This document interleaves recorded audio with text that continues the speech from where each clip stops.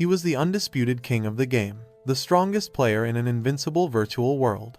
But suddenly, the game was mysteriously shut down, and the city he lived in was transformed into a real-life battlefield amidst the chaos. His extraordinary skills became his only weapon for survival, and he transformed from a professional player into a legendary hero, facing an upside-down world with all his might and confidence. A bunch of pretty highly skilled players are seen inside the lava-filled Azure Land's hidden dungeon, nicknamed the Altar of the End, having completed about 99% of the virtual reality game. This select team of players knows they must tough things out, no matter what, to be the first guild of players ever to complete the game. In the first scene, a female fighter with blue holographic wings behind her back gets blown away by one of the lava boss demons residing in that dungeon.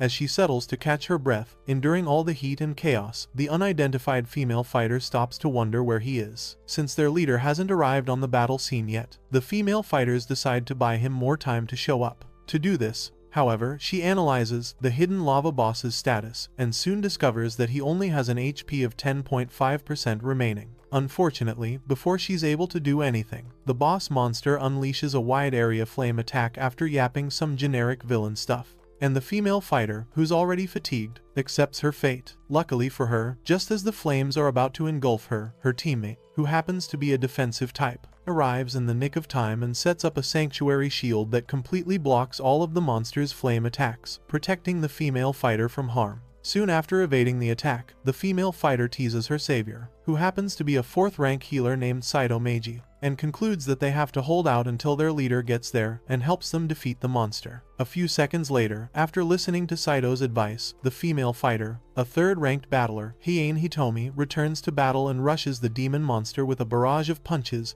all of which do a great deal of damage to the monster's organic armor. As soon as the monster gets fully focused on attacking her, Hien retreats, dodging the monster's attacks, and gives the signal to their 5th-ranked seeker, Speedster, Nishi Roan, to swoop in and deal more damage to the monster from the back. Before long, Roan blows the monster's back several times, dealing damage as high as 8 million in just a few seconds, and runs away before the monster notices him. However, just when poor bro thinks he is out of harm's way, the lava monster catches up to him, disappointed by Roan's speed, and paralyzes the bozo with his deity, Slayer Flame attack, which also deals burn damage to him. Fortunately for Roan, the leader, aka the strongest man in the entire game world, 1st-ranked Commander Kamehata Shizuya, arrives just in time, putting the others' minds at peace, and blocks the monster's finishing blow. Shortly after blocking the attack, he apologizes for being late and blames the monster's brother and his forces for being too troublesome. Thereafter, he continues yapping some cocky shit about sending this monster to the underworld and blocks yet another sneak attack from the monster. With this, the lava monster engages him in a raw brawl of brute strength for a few minutes, and while Shizuya stands his ground, Saito, who heals him from behind, warns him never to stay too close to the monster for 3 seconds straight, or else, he'll be paralyzed for 1 second. Despite hearing the warning, Shizuya tells his team not to be scared because he has a plan that'll help them defeat this useless lava monster within 3 seconds, meaning they have a chance to get more than enough back within those 3 seconds. That being said, Shizuya launches a heavy attack on the flame monster's armor and ultimately ends up boring a hole in its chest. Not too long after, the lava monster dies, and the Mapo Tofu Guild, aka Shizuya's guild, finally defeats the lava boss, Ember, in record time. The moment the battle ended, both Saito and Hien were proud and shocked to see their boss insta-kill the monster like it was nothing. As the team gathers for some chit-chat before logging out, Saito condemns the final boss monster to be a farce, and Roan helps him understand that they'd have been cooked if Shizuya hadn't come to save them. Seconds later, Hien, Roan, and Shizuya all get into a friendly banter about their contributions in the battle, but Saito, on the other hand, pauses to analyze just how impressive Shizuya's combat ability and judgment are. According to Saito, Shizuya is the strongest player because he understands the game totally and can come up with insta-kill strategies, just based on his understanding of the game alone. While the hubbub continues, Shizuya gets a game notification on a holographic pop-up screen and checks it out, only to realize that he's finally unlocked all the achievements in the whole game. Before closing the window, another notification appears, informing him that he's unlocked a unique achievement he didn't know about. But before Shizuya can even make sense of it, the Azure Land automatic update system gets initiated, and logs them all out in 5 seconds without any announcement, promising new content as soon as the maintenance update is done. After complaining and condemning the game's management for being irresponsible, Shizuya and his whole team, alongside several other 1,000 players across the country, get logged out to touch grass. 5 days later, Shizuya boards a bullet train to get to another town and see some friends. While on the way, he watches the afternoon news and listens to the reporter talk about the sudden crash of the wildly popular and profitable online game, almost as if it never existed in the first place. Although frustrated that he wasn't able to see the special effect of the unique achievement before he was logged out, Shizuya still chills as he spends the next few minutes checking his friend's chat room. Moments later, the train gets near Hamamizu station and informs its passengers to get ready to alight once it stops. With moments left till his journey ends, Shizuya engages in some friendly banter on the group chat and gets pissed while he's at it. Just then, one of the members uploads a link to the group and tells the others that the other guilds are declaring war on theirs. Though confused, Shizuya clicks the link, which leads to a video recording of an angry blonde, and then listens to the blonde girl blame the recent end of Azure Land's service on the Mapo Tofu Guild. Apparently, due to the high skill set of the fighters in the Mapo Tofu Guild, they were able to achieve a game completion rate of 101%, while the guild in second place, the Sandagu Guild, is just at a measly 33.9%. If anything, the angry blonde lady in the video demands that the leader of the Mapo Tofu Guild, Shizuya, explain this sooner so they can all understand what happens next. Shortly after watching the video, Shizuya sighs and moves on to think about what could have caused the sudden end of the game's services. Not too long after, a weird bluish portal opens up inside the train, confusing lots of people, including Shizuya, and before long, not only does the entire train get swallowed by a huge worm, but Shizuya's body also starts glowing heavily with blue glowing wires, all activating some sort of system. As the train suddenly brakes hard to a stop, gigantic monsters resembling characters from the game start stepping out of the portal, appearing in the real world, and give Shizuya an overwhelming sense of dread. Seconds after the first wave of monsters arrives from the portal, the people sitting very close to it appear confused and unsure of what to do at first, with many of them asking confusing questions, and others telling their partners to get out of their way. However, the moment the commander of the small monster army kills the first person on the train, the entire train car is thrown into pandemonium as a killing spree begins, all while the train continues getting swallowed by the otherworldly monster. As for Shizuya, who's clearly seen how dangerous the situation in the car is, he racks his negative IQ brain to try and figure out what and why he's having a strange feeling in his body. Before long, the monster army commander swings its weapon in his direction, and he dodges it. Recognizing the technique the commander just used, Shizuya keeps his wits about him to observe the monster a little bit more to confirm his suspicions. Moments later, to his dismay, the commander executes the leaping slash attack, something he's seen and used way too often in the game, Azure Land, but then Shizuya, upon recalling the correct way to evade such a powerful attack, advances and ultimately dodges the attack just as expected. As soon as Shizuya dodges the commander's next attack, he gets a real-life holographic status window with his name, level, title, and job. Since he's still a level 1 fighter, bro runs for dear life, still racking his brains to try and figure out why he's seen that leaping slash technique so many times. Eventually, as time progresses, Shizuya gets to see the commander's details, just like he did, and soon realizes that the level 35 commander's specialty skill is the Leon slash skill, aka the exact skill he fights within the game. With all this new information, Shizuya knows he's yet to fully grasp what's going on. So, when he sees his chance, he busts himself out of the worm train, which is now at a full stop, and, from his observation, figures that the place is probably a shortcut to the worm dungeon. In other words, he's at the worm station, just like the one back in the game. Not too long after his escape, the commander also follows him out of the worm train. And so, Shizuya, upon spotting the commander, bails out, scared for his life due to the level difference between them. When the commander eventually catches up to him, Shizuya knows he's left with no other choice but to gamble. So, what does he do? Well, for starters, bro turns off his real-world sensors and treats his first real-life battle with the Azure Land game commander like a game, forgetting that a single mistake could cost him his life. Shizuya enjoys himself in battles by running around, dodging the commander's attack, and baiting the brainless monster to the front of the worm train. Once he gets the commander in front of the worm train's mouth, Shizuya stops moving, bids the monster farewell, and watches the worm destroy the commander with its circular mouth and humongous, sharp teeth. After his victorious battle against the monster, Shizuya levels up 8 times, and yaps a little bit about terrain skills, which used to be trouble for him in the game, actually being effective for hunting high-level opponents. That being said, he hurriedly checks the Mapo Tofu Guild group chat on his phone to ensure his guild members are alright.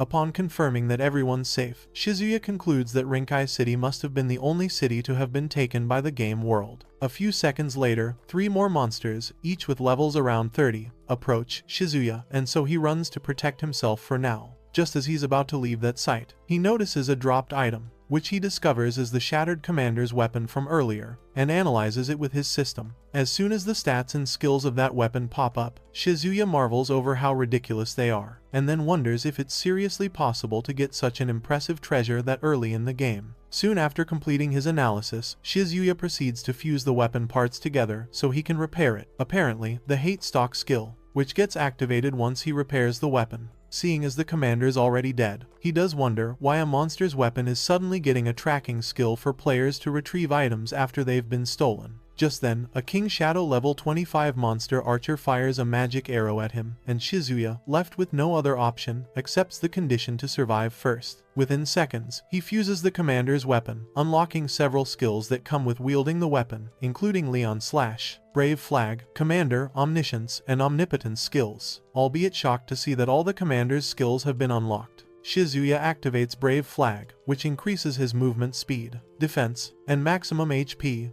and runs as fast as he can to shake the bastards off. Thereafter, he activates Leon Slash, a skill that can be activated up to 3 times for a triple jump, and uses it to clear a flight of stairs all at the same time. When the monsters chasing him get to the stairs, they fail to notice him hiding beside the staircase and run up the stairs to continue chasing after a ghost. Shortly after shaking them off, Shizuya gets out from his hiding place and checks the stats and skills of the commander's sword yet again, all of which happen to be much stronger than in the game. Despite knowing that he's safe, Shizuya, concerned about the Hate Stock skill, decides to get out of the earthen cave he's trapped in before they do. Moments later, he gets to the subway's exit and finds an incredible number of game monsters swarming the space. Soon after, he spots a monster respawn point, which is something meant only for players, situated at a corner around the exit area, and gets really surprised that something peculiar to players would be given to monsters in a real-life scenario. Could it be that these monsters are infinitely respawning players meant to hunt humans? Could this be the new version of Azure Land? Well, for now, Shizuya doesn't know, but he does know that he'll be chased for the next 7 days by infinitely respawning monsters until the commander from earlier kills him and takes back his weapon. Considering the circumstances, he refuses to sit there and be killed. So, in a bid to survive and prove that he's the only one who understands the game better than anyone, Shizuya runs toward the underground region of the subway, hoping it'll lead to the C-rank worm station's dungeon called Farv's Heart. As he approaches the dungeon entrance, Shizuya reminds himself that the worms inside the dungeon don't have any connection to Farov's heart, which is something people rarely know, and can allow one to clear the dungeon without fighting the boss. While he continues yapping, the commander he defeated earlier respawns and tracks him down to the entrance. With no other option, Bro runs inside the dungeon and begins his level-up journey instantly. Once inside the worm dungeon, Shizuya runs as fast as he can to create some distance between himself and the worm monsters he's currently stepping on.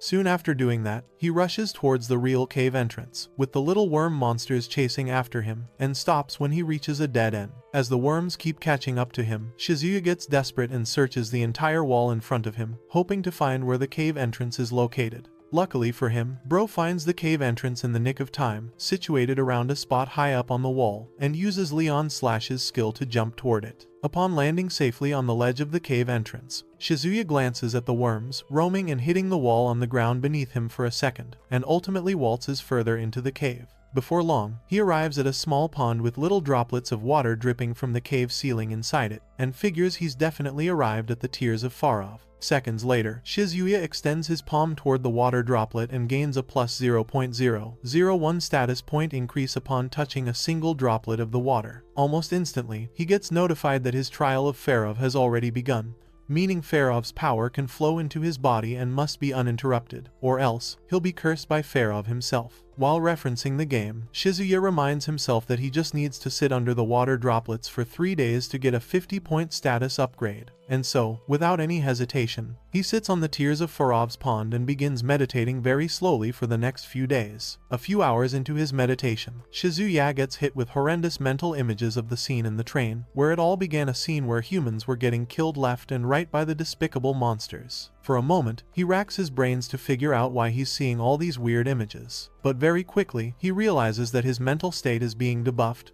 and this makes him understand the difference between the game and reality. Not too long after reliving the train scene, Shizuya gets hit with yet another horrible mental image. This time, he spots the ghastly skeleton ghosts of his Mappo Tofu guild members, Hien, Saito, and Ron, calling and accusing him of being late to something, and he reacts pretty violently to it. Soon after waking up from his meditation, Shizuya quickly understands how potent these mental attacks are, but despite all the mental damage being done, he calms himself down, having survived these tricks for 2 days, and decides to endure just one more day of the insufferable mental images. Just as he's about to return to his meditative state, something stabs his chest, and before long, he turns to see the commander he defeated earlier, holding the sword that just stabbed him. Before he can react, the commander kicks him to the ground, and Shizuya slowly starts losing consciousness. Over the next few seconds, Shizuya gives up on life as he concludes that a mere human with no chance of winning can't possibly defeat an immortal player, and continues muttering a few more things. However, just as he's about to take his final breath, Shizuya toughens up and refuses to give up just yet, not just because he's the strongest player,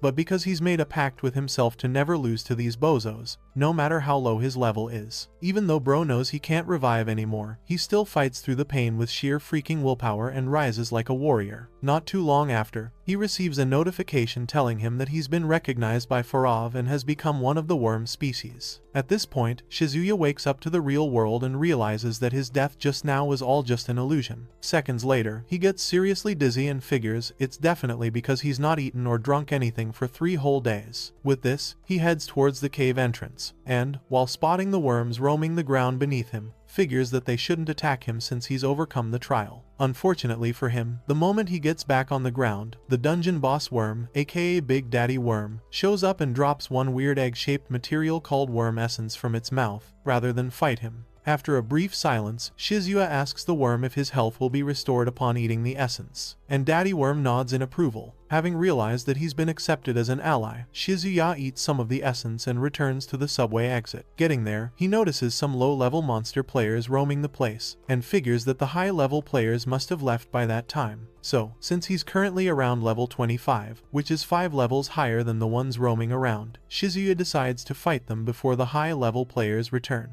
To do this, he activates Leon Slash and kills the first few enemies beside his hiding place. Thereafter, 2 enemies attack him with Stun Rush and Chase Arrow, but Shizuya evades all attacks using a Leon Slash Brave Run combo. At one point in his battle against the archers, he hides behind a pillar in the subway, but before he can catch his breath, thinking the enemy's vision is obstructed, one of the enemy slayers destroys the pillar from above and strikes his left shoulder. As he lies in a corner, backed up against a wall, Shizuya spots 3 enemies approaching him, with one of them carrying a portal stone, and realizes that he can't dodge the next attack. Fortunately, just as the monster's about to end him, Big Daddy Worm swoops in from the subway and attacks Shizuya's enemies with the smaller worms, saving him in the process. Thankful for their help, Shizuya takes out the other half of the worm essence and continues chomping on it to get his health restored. Once he spots the portal stone lying on the ground, he instructs the smaller worms to swallow the portal stone and move at high speed to crush all of them, so they don't escape easily. As the worm obeys his instructions, killing off the players, Shizuya gains tremendous XP and levels up 9 times. As for the monster's equipment, they all get crushed by the worm, which irritates him, but still, Shizuya knows he needs to retreat before they all revive. So he does just that, all while thinking of ways to stop them from coming back. Moments later, the emergency systems and choppers above ground issue evacuation orders for people under attack by the unidentified creatures to calmly retreat to the nearest shelter while they await military rescue in 2 days. Amid the evacuation proceedings and the chaos, 2 hooded fools infiltrate a supermarket and loot every convenience store supply they can, in preparation for the next few days they'll spend in hiding. Somewhere along the line, a blue-haired, nonchalant skinny girl on headphones strolls into the same convenience store, picks up a jar of mint condiment,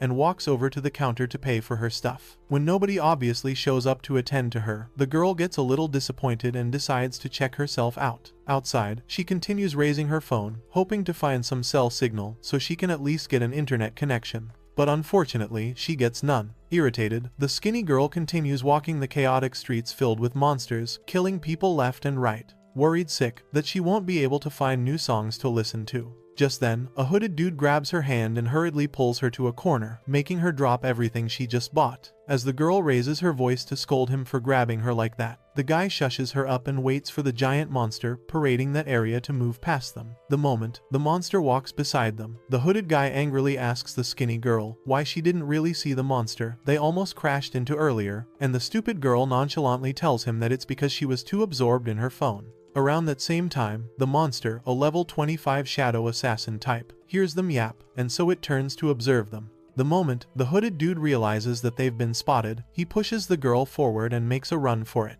By this time, the monster attacks both of them, but then, the hooded guy, who's later revealed to be Shizuya, blocks the attack on time, shocking the nonchalant girl, and turns the tables with a counterattack. As the assassin monster falls back, it attacks Shizuya in a style he's very familiar with, and he struggles to keep up with it. While the battle rages on, the skinny girl, whom Shizuya is buying time for, takes her phone out and records a video of him fighting the assassin monster. As soon as he realizes she's not gone yet, he asks her why she's still there, and she tells him it's because she still needs to pick up the stuff she bought. To avoid wasting any time, Shizuya grabs her hand, warns her not to be insensitive about the situation, and ushers her to run away with him. Along the line, the skinny girl whispers something to him about the monsters not attacking, but Shizuya doesn't get to hear it. Moments later, she notices and asks him about the weird glowing markings on his hand, and Shizuya, who thinks about the powers he gained after picking up their weapons, just tells her that a lot happened. That being said, Shizuya and the skinny girl leave the city for the rural areas in search of a place. After climbing up a few stairs, the skinny girl asks him if this is his first time in Rinkai, judging by how much he knows the place, and Shizuya says he knows the way because he's got a map. Apparently, he just found out that the map of Rinkai City eerily matches the same map used to make out the beginner area in the game, Hound Village, which means that the developers might have modeled Hound Village after Rinkai City. Soon enough, the lady asks him why they're going to such an empty place, and, upon telling her why he's going there, Shizuya asks her why she's still following him. Pissed, the lady introduces herself as Kakone Ichijo and urges Shizuya to call her properly next time. As for the reason why she's following him, she tells him it's because it seemed fun, and Shizuya just ignores her till they walk through the invisible boundary at a spot to get to the hidden cave. Inside, Shizuya presses on, with his torch on, and does his best to keep Kokone quiet while he searches for whatever he's after. Eventually, they arrive at a spot inside the cave and find a male and a female soldier shouting orders at each other as they shoot desperately at some monsters pursuing them. After analyzing the monsters they're shooting at to be lower ranked and more thoughtless than the ones he fought at the station, Shizuya gets convinced that he can win against them, so he busts out of his hiding place, ignoring Kokone's warnings, and charges at the monsters head-on. By that time, the fighters notice Shizuya jumping into the fight and wonder if he's one of the monsters. The moment they realize that he's a human, Shizuya takes out the monster's healer first and waits for the tank to rush in without a healing source. Once the tank charges at him, Shizuya dodges his attack, waits for the soldiers to provide cover fire for him, and then prepares to take out the tank. Unfortunately, before that happens, the mage and the rest of the monsters vanish into thin air. When the soldiers try to figure out where the monsters are, Shizuya lets them know that they've retreated, so they don't waste their shots. The female soldier then asks Shizuya why he's looking the same as them, and Shizuya tells her to stop pointing her gun at him since he's already proven that he's not an enemy. Before things escalate, Kokone lets them know that Shizuya saved her back in town, and that makes him human. With this, the soldiers calm down and take both of them into their sanctuary, further inside the cave, to discuss. When they are all settled, the female soldier tells Shizuya and Kokone that she and her partner once came to the cave on a mission. However, suddenly, all communication was cut off, and they were chased by monsters until they escaped, along with the civilians they had rescued along the way. While Shizuya can understand how far they've come, he does let the lady know that the monsters probably won't let them go that easily. Based on the game's progression, all beginners absolutely must clear that cave dungeon, and both soldiers, the male and female ones he just met, must be the bosses of this dungeon, the twin demons. According to the game, the male one has a high magic attack and a wider range, but is slow, while the female one is fast and accurate but way less powerful. Soon enough, Shizuya gets a headache and promises Kokone, who's worried, that he's fine. With everything he's discovered so far, it's now a known fact that the game has descended into reality and that the human world has become a den of monsters. Those who appear suddenly as players, under the name of justice, can kill humanity, making this new Azure Lands version a twisted game of reality. A few hours after their arrival, a stronger wave of monsters triggers the cave alarm system as they approach the cave, and alerts both Shizuya, Kokon, and the two soldiers. Upon estimating how strong and tough the monsters are, Kokon suddenly gets up to go check them out, while both soldiers instantly begin telling everyone to abandon their luggage and hide in the back. Before long, the monsters arrive, and Shizuya, upon counting them, orders the soldiers to ensure the civilians are evacuated so they can fight them freely. Soon after, Shizuya spots a King Shadow archer shooting a lamp arrow into the ceiling to illuminate their path, and takes notes. As he charges toward the enemies, he instructs the soldiers to let him handle the ones in the rear of the enemy line, so that they can give him fire support. However, just as Shizuya nears the rear, the enemy mage shoots magic fireballs at him, and he dodges every single one of them. Right after escaping the mage, Shizuya faces the tank, who takes a defensive stance and uses the idiot's shield as support to leap above the tank's head, leaving the soldier duo to continue shooting high-caliber bullets at the tank to keep him busy. Seconds later, the mage tries to attack Shizuya again, but since these bozos are all beginners who can only use basic skills, Shizuya easily gets past the mage again, so he can finish things quickly. The moment he gets to the rear, the final monster, a level 25 King Shadow archer, fires a technical arrow shot at him, and Shizuya, while dodging the shot, figures that the archer must be the only monster to have some combat experience. As he contemplates what to do, the mage behind him bombs the area, and the male soldier, who's still up front, asks him if he's okay. In no time, Shizuya appears unscathed from the explosion, and assures the dude that he's doing pretty fine. That being said, Shizuya faces the annoying mage behind him and strikes him down. Unfortunately for him, though, the mage heals instantly from the damage, and the archer instantly gets in front to protect the healer.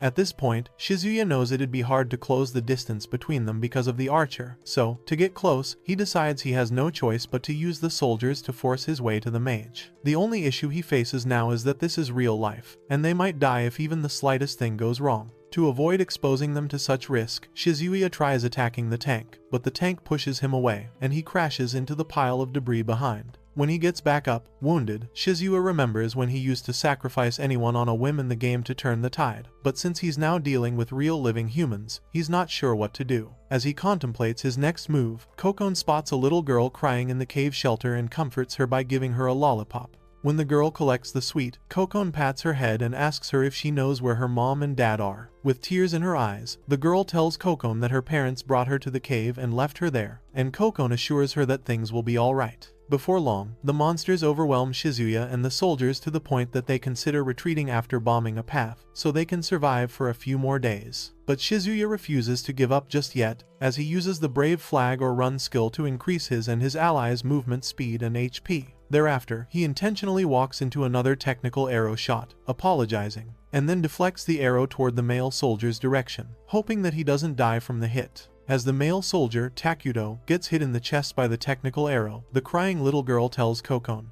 while clinging to the lollipop, that Takudo secretly told her that there was something he hadn't told Akina, the female soldier. After hitting the first shot, Shizuya watches Takudo fall to the ground and apologizes to Takudo for sacrificing him. In the aftermath of the sacrifice, Shizuya talks about the special system in Azure Land, Chain, and explains that it's a power that binds two people to duties and responsibilities. If one of the chosen players is killed, then the other one goes berserk. Around the time Takudo collapses, Akina rushes over to check up on him, but Shizuya tells her to retreat now while they still have the chance. Instead of following Shizuya's orders, Akina just snaps, picks up a gun and a duffel bag of explosives, all while cursing those monsters, and throws the bag at the monsters. Once the explosives get to the enemy lines, she opens heavy fire on them and bombs them all, almost as if she were mad. Soon after bombing the enemies, Akina drops the gun, drops to her knees, and starts lamenting over the things Takudo did to become her partner. Then, in a fit of rage, she calls Takudo an idiot and starts bawling her eyes out in pain and sadness. About a minute later, Takudo coughs violently and jerks back awake, wondering what the hell just happened to him.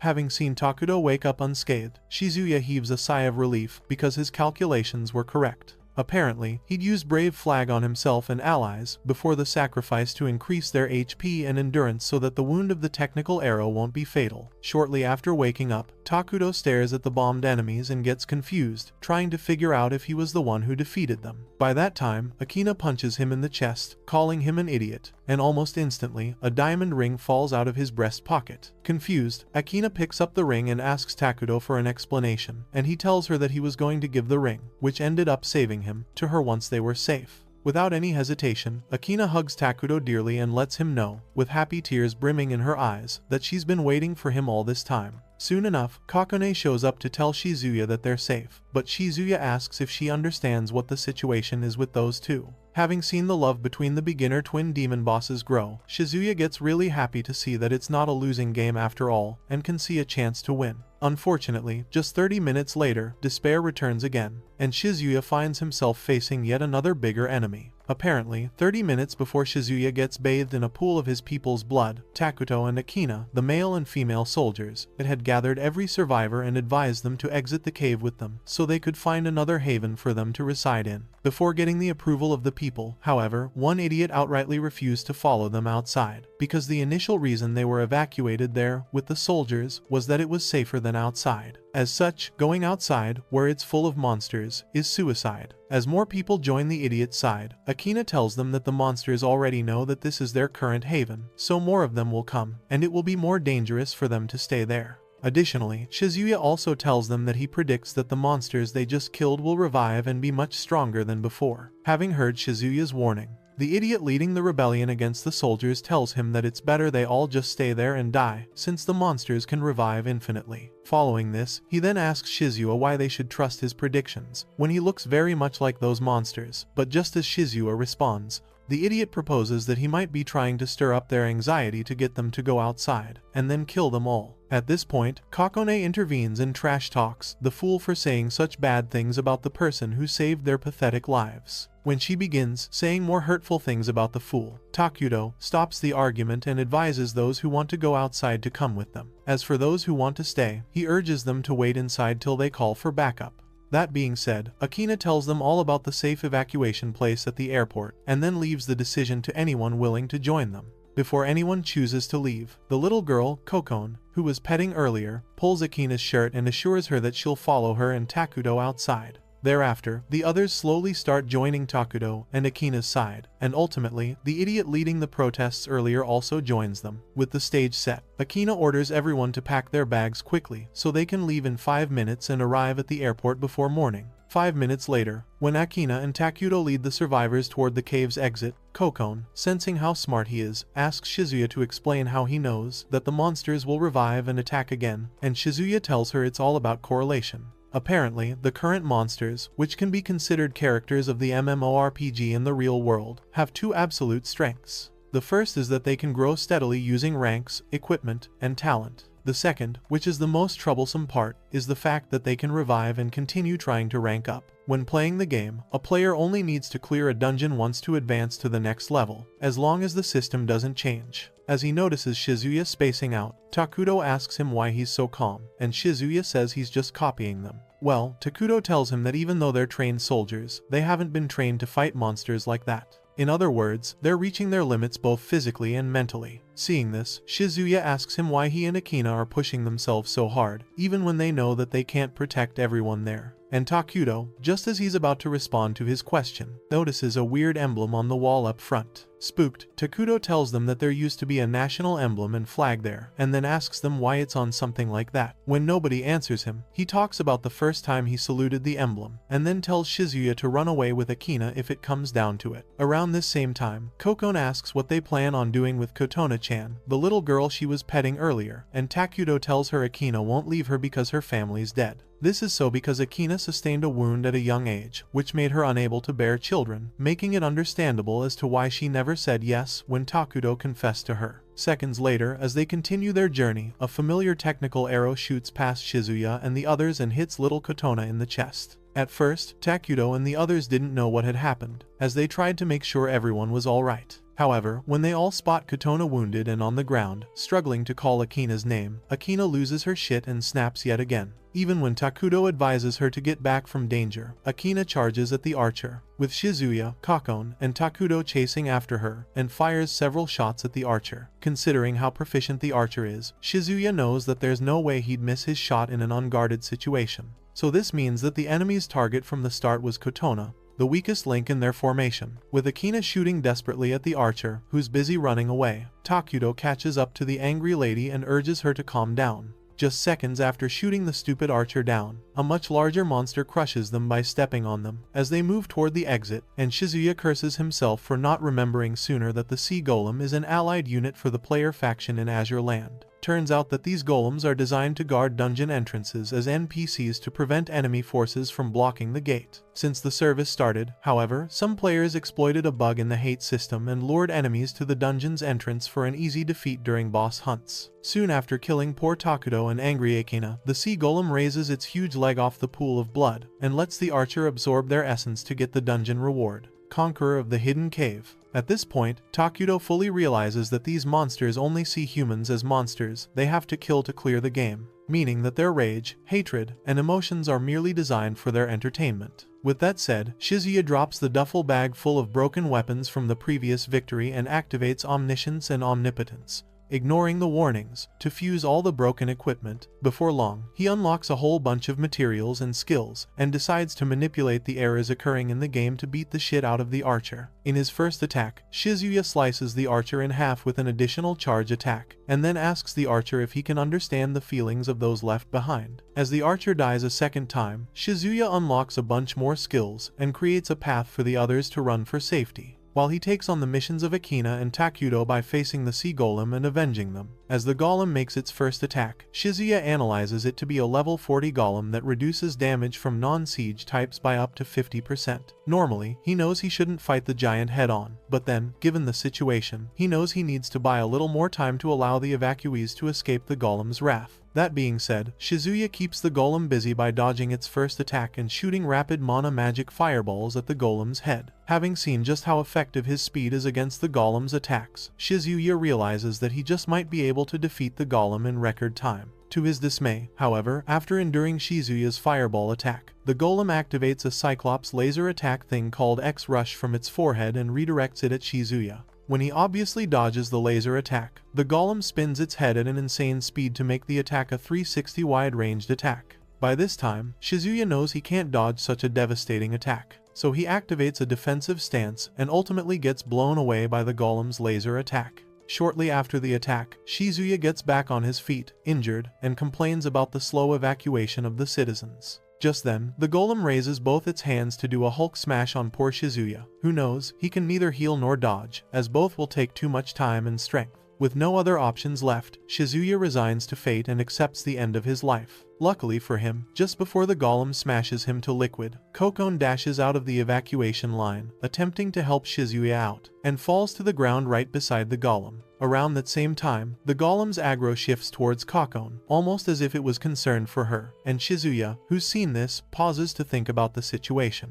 Usually, golems are set up to protect players, so if a golem's aggro shifts at any point, it must mean that there's a player who's dealing damage within its detection range. Despite knowing all this, Shizuya refuses to let the golem attack in the direction of the evacuees, so he activates Blessing of Holy Light to amp up his attack power, and then leaps onto the golem's shoulders for his next attack. Although the golems are tough creatures, Shizuya knows that their weaknesses lie in their energy core, which is usually protected by thick armor. As such, he slams his feet hard on the chest, armor plates, and attacks the surface with everything he's got. The resulting explosion from the attack destroys the golem and injures Shizuya altogether, making poor Kokon fear that the worst has happened. A few hundred feet away from the explosion site, a unique type monster is seen observing the loud blast from a vantage point, and doing nothing to stop or worsen the situation. After watching the world burn and get destroyed by monsters for 72 hours, a special team of crazy good fighters approaches and lands very close to the explosion site on a chopper. Upon alighting the chopper, one of the team members, an orange-haired girl with saw-like teeth, complains of one of the monsters getting taken before their arrival, as her partner, who happens to be a green-haired woman, tells her that the loud bang they heard just now might have been the enemy's self-destruct. The aggressive orange-haired dumbass asks the green-haired woman if she thinks there's anyone else besides them who can corner the monsters. While that might be correct, the green-haired woman tells her there's a possibility that other life forms might have killed each other.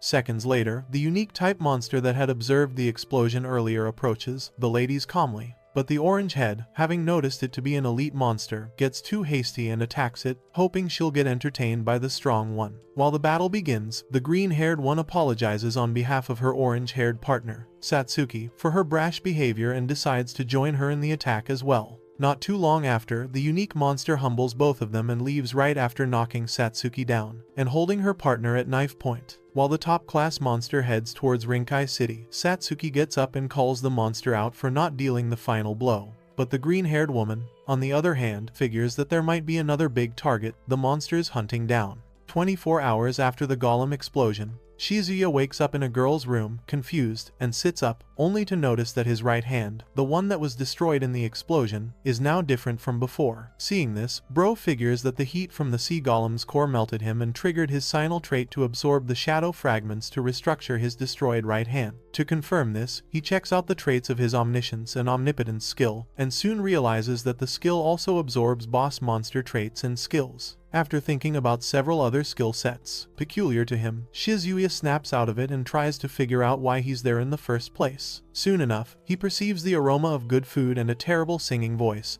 and walks out of the room he's in. When he gets to the kitchen, he spots Kokon awake and cooking up a fried egg for breakfast. While he settles in the dining area to wait for breakfast, Shizuya takes notes of the peaceful lifestyle and makes a few comments on the current state of the city. Before long, Kokone finally serves the terrible breakfast she just made for both of them, and then asks Shizuya to tell her how the food tastes, shortly after taking a bite. At first, Shizuya nervously tells her that the food tastes nice, lying that he doesn't have an appetite, but eventually, Kokone tells him that she knows that the food tastes terrible, so there's no need to be polite. In any case, she does tell him about her stashed food supplies, adding that she went shopping the previous day at a convenience store to stock up, only to have Shizuya force her to drop everything she bought. Amid all her yapping, Shizuya interrupts and asks her if she truly brought him all the way up to her apartment by herself after he passed out. In response, Kokone tells him that she took him down the mountain in a golf cart and dragged his malnourished body up the stairs. When Shizuya asks if she encountered any monsters on her way there, Kokone assures him that she didn't, which is weird. Since he has the time, Shizuya tells Kokone that he barely feels any fear or anxiety from her, almost as if she isn't that worried about getting killed.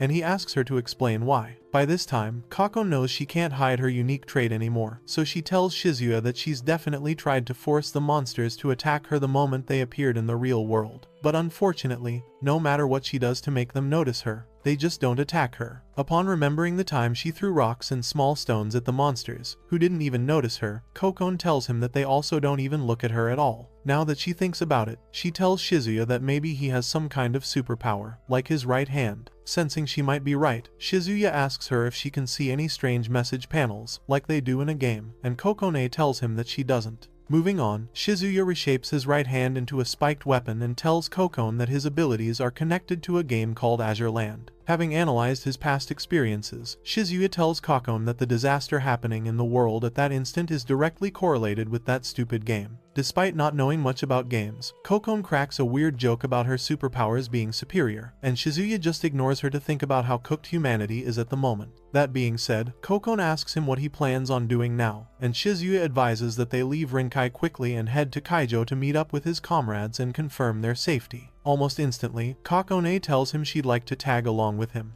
But before letting her join him, Shizuya lets her know that it's much safer for her if she acts alone, because if she tags along with him, there's a huge chance that she might get caught up in combat. While Kokone admits she can stay alone, she does tell Shizuya that she's confused about her next move. Also, since Shizuya doesn't seem like the type to die so easily, then maybe tagging along with him isn't such a bad idea. Soon after Kokone says all this, there's a brief silence in the room, followed by a weird noise from the entrance door. While Kokone's a bit confused about the whole thing, Shizuya knows someone's trying to pick the lock on the entrance door. So, just to be on the safer side, Shizuya shushes Kokone, who instantly tries to make noise, and tells her to hide, so he can take care of the situation, hoping it's all just a false alarm. Some moments later, Shizuya opens the entrance door after wrapping his right arm in a huge bandage, finds three bozos in hoodies, looking like hungry raccoons, and politely asks them to introduce themselves before letting them in. To avoid spooking Shizuya, one of them apologizes for trying to pick the lock and claims that they didn't think anyone was around, considering the state of the city. Well, for now, Shizuya pretends to understand their situation, and even wastes some time listening to the four-eyed fool among them yap about how they've been running from monsters and made it thus far. After explaining their guts out, the female bozo asks Shizuya if he could let them into the apartment since it's raining outside, and Shizuya lets them in. Once they're all inside, he helps them get a seat and moves to the kitchen, with his right arm still bandaged, to get them some drinks. Along the line, the female bozo asks for the restroom, and Shizuya tells her where to find it. Right after getting them some water, Shizuya sits with both male bozos and politely welcomes them to the apartment. Following the niceties, the four-eyed bozo asks Shizuya about his bandaged right hand, feeling smart, and Shizuya tells him that he fell and injured it the previous month. Satisfied with the lie, the other male bozo asks about the bountiful supplies he seems to have in stock, and Shizuya tells him he's been stocking up online, never thinking it'll actually come in handy this way. To shift the questions toward them, Shizuya asks the guys to explain what they plan to do now that the world is like this, and one of them says they'd like to hide out in a safe place that's full of supplies, like Kokone's apartment. The moment, Shizuya tries politely telling them to F off, seeing as the supplies won't be enough for 4 people in the room. The idiot yapping earlier attacks him with a crowbar, thinking he was just another defenseless survivor. Almost immediately, Shizuya removes the bandages on his right hand, exposing it, and breaks the crowbar with just one hand. Thereafter, the four-eyed bozo takes out his revolver pistol and shoots Shizuya, who dodges the bullet. Soon after dodging the bullet, Shizuya kicks the pistol out of Four Eyes' hands and knocks out the first guy with the crowbar. With the first guy gone, Four Eyes calls Shizuya a monster and then asks if he intentionally took human form to trick them. Well, Shizuya tells them that he is actually a monster, not a defenseless civilian as they think he is. Luckily for Four Eyes, just as Shizuya is about to end him, the female bozo from earlier rushes to the living room, holding Kakone at knife point, and threatens to kill her if Shizuya doesn't stop attacking her allies. Thereafter, she lets him know that she's known from the very beginning that Shizuya wasn't living alone,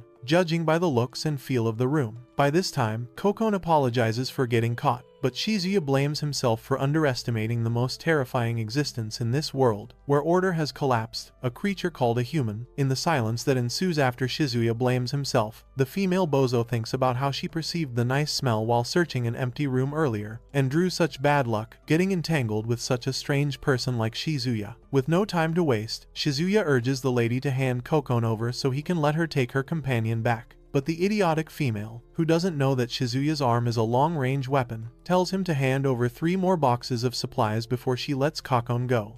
However, before Shizuya can even respond, a spiked monster-like object thrown from the entrance door hits the female bozo in the chest and slowly slices her entire body in half. Very quickly, Shizuya grabs Kakone to protect her and immediately recognizes the sword to be from the unique type noble monster from whom he stole his sword earlier. For some context, it's revealed that whenever a player is killed by a monster, boss, or another player in Azure Land, they enter a hate stock state, where they're given the chance to achieve revenge. If they do eventually achieve revenge, they can retrieve their lost items and return to their former state. Sensing the danger in the situation they're in, Shizuya pushes Kakone away, urging her to run ahead, and then watches the noble monster smash Four Eyes' head to mush with just 1 foot. At this point, Shizuya knows that the noble monster's target is him. So when the monster lunges at him, armed with its sword, Shizuya takes a defensive stance to absorb some of the damage from the monster's strike. Unfortunately for him, his defensive stance wasn't enough to fully block the potency of the monster's attack, because the moment the attack hits him, Shizuya, who's standing in front of the apartment window, gets thrown out of the apartment by the force, and falls several floors down to street level. Luckily for him, he's strong, so before he even hits the ground, he attacks the monster currently charging at him with a rapid mana fire attack. When he does land on the dilapidated street, however, Shizuya runs into an open space in the building near Kakone's apartment, holding his injured right shoulder, and thinks about his first time taking a direct hit from such a powerful enemy. Soon after climbing a few stairs, Shizuya rests at floor 2 Farads, when he's sure he's safe, and activates the blessing of the holy light to heal himself. While the healing ensues, he thinks about the various items he was able to fuse to create a superior preset, and figures that he's nowhere near an elite level monster in terms of physical strength. Before long, the elite monster slowly tracks him up the stairs to his resting place, but the moment Shizuya senses it coming, he attacks the monster with a sweet mana attack. and disappears when he realizes that there's little to no damage being done. Shortly afterward, once the monster continues tracking Shizuya up the flight of stairs, Shizuya fires a technical arrow shot at it. But yet again, the monster easily deflects it. Thereafter, he attacks the monster from behind with his spiked right hand and finally manages to land a decent attack on the monster. Just when he thinks he's finally won, the monster turns around, looking unharmed, and Shizuya keeps on running up the stairs, attacking the monster whenever he can. From his recent failed sneak attack, Shizuya confirms that the enemy information displayed on the map is only in 2D and doesn't account for the Z-axis. As such, rather than escaping far away, the best strategy for him is to use tactics in a narrow place like that, with height differences and limited visibility, to trick and, if possible, kill this POS monster so it doesn't keep coming after him. That being said, Shizuya pours some gas down the stairs and waits for the monster to step on it. The moment that happens, he lights the gas up with a fireball and bombs the monster 3 floors down.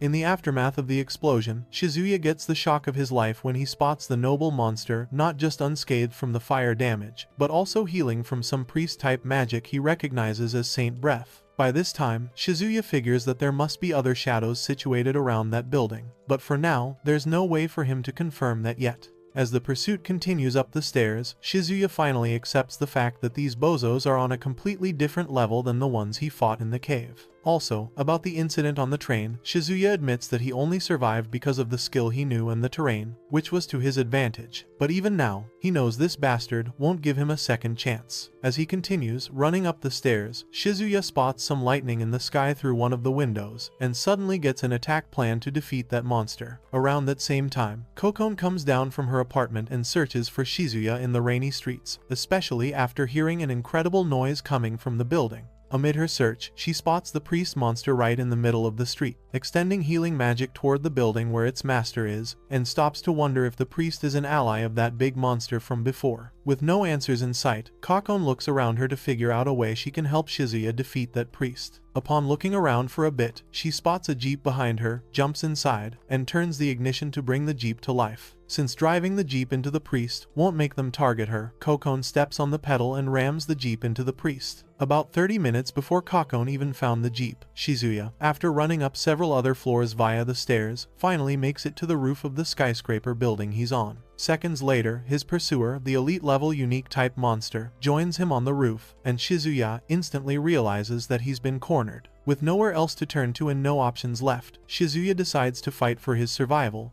and so, when his pursuer charges at him, he attacks it head-on. While Shizuya's battle with the noble commander ensues, an elite support-type archer monster zooms in on Shizuya and targets his bow and arrow at him from another skyscraper building's top. Fortunately for Shizuya, just as the archer's about to unleash its arrow, Satsuki, the orange-haired crazy girl from earlier, shows up on that same building and slams her humongous hammer on the archer. In the aftermath of the hammer attack, the archer gets back on its feet, unscathed, and Satsuki suggests that it put its target aside and fight her. When the archer ignores her yet again, Satsuki gets seriously pissed and attacks it yet again. This time around, rather than engage her, the archer dodges her second attack and escapes the building's rooftop by rappelling down to street level. Around this time, poor Satsuki gets disgusted at the elite creature for not even showing a single shred of fighting spirit, despite getting attacked, and then gets a little jealous of Shizuya, rampaging over at the other building. As Shizuya's battle reaches its climax, Satsuki finds herself questioning who he really is, most especially after seeing his strange right hand, and carefully observes the battle for the next few minutes. Before long, Shizuya baits his attacker into leaning too far forward for a false attack, just so he can get injured and throw the attacker off guard. As soon as the attacker takes the bait, Shizuya gets an injury on the cheek and lands a devastating attack on the attacker's upper torso with his spiked right arm, causing the attacker to bleed profusely from the ghastly wound. Unfortunately, just seconds after he deals the attack, the monster heals from the priest's Saint's Breath healing magic and returns to its original form. At this point, Shizuya knows that if he doesn't sever the link the attacker has with its allies, it'll just keep getting healed, and he'll be the one getting worn down. The moment the monstrous attacker lunges at him a second time, raising its sword for another strike, Shizuya realizes that the link between the attacker and the priest just broke down, meaning that, by some miracle, the priest just got taken down. Confused, Bro scans the street below the building, where the priest is, to see if there are any allies nearby beating the shit out of that annoying priest, and, before long, he spots a familiar jeep near the priest, with Kokon driving it. Around the time Shizuya notices this, Kokon, who's still in the jeep, gets a little excited when the priest doesn't even attack her for ramming it. With this, she restarts the jeep, sets the gear in drive, and proceeds to go in for another ram. Just then, a green arrow flies past the jeep and destroys the priest. And Kokon, surprised, looks behind her to see Satsuki's partner yapping about some civilian fighting back, as well as some other stuff about her mission, and altering support-type elite monsters. As she continues her yap, Shizuya continues dodging and deflecting the monster's attack when he can. Eventually, when the monster does the Leon slash, Shizuya advances to dodge it. However, this time around, the monster kicks his back mid-air, causing Shizuya to cough up some blood, and Shizuya, upon stopping his advance, finally realizes just how dangerous these monster players can be. Naturally, players from Azure Land not only increase their stats as they play the game, but they also increase their playing skills as they fight more battles. This means that the longer the war drags on, the more cooked humanity will be. For now, though, Shizuya decides to keep stalling for time until the conditions for his secret plan are met. Moments later, as the monstrous attacker charges at him a third time, a strong lightning charge from the rainy sky strikes the building's rooftop and ends up frying the monstrous attacker stiff. Right after getting shocked by such a huge electrical voltage, the attacker drops their weapon and falls face first. By this time, Shizuya mocks it for not understanding the stage and rules of the world, and then lets the monster know that lightning is drawn to metal in high places. After showing the monster the lightning rod on the building, Shizuya hops into the electrified rainwater carefully to avoid step voltage generated as a result of the lightning strike, and yaps about his wise plan and Lady Luck's involvement in making it a success. Soon after saying all that, he takes the attacker's weapon and stabs it in the back, killing it instantly. Seconds later, however, Shizuya realizes that the monster's body isn't disappearing at all. But before he's able to do anything about it, the scene shifts to the other building, and we spot Satsuki destroying the wall on the building's rooftop bulkhead she's on, all just to get the archer monster to fight her. The moment the wall on the building's bulkhead room falls apart, the archer shoots an arrow at Satsuki to distract her, and then runs away once she's distracted. Once Satsuki spots the archer running, she tries desperately to get it to come back, but unfortunately, just when she's about to chase the archer, her partner radios in and warns her not to chase the archer too far. When asked why, her partner says it's because the priest she just shot at on the street also retreated, almost as if they received some kind of orders. As Satsuki throws a tantrum, her partner tells her that their boss has ordered them to assemble at base, and since their boss's orders are absolute, they have no choice but to obey them. By that time, Kokone thinks about the differences she's observed between Shizuya and these two hung-up ladies. And also, judging by the way Shizuya talks, Kokone figures he must have other allies elsewhere. For now, though, she decides to figure out Shizuya's situation, and so she runs into the building to investigate, all while failing to spot the weird mechanical bird monster watching over her on the opposite building.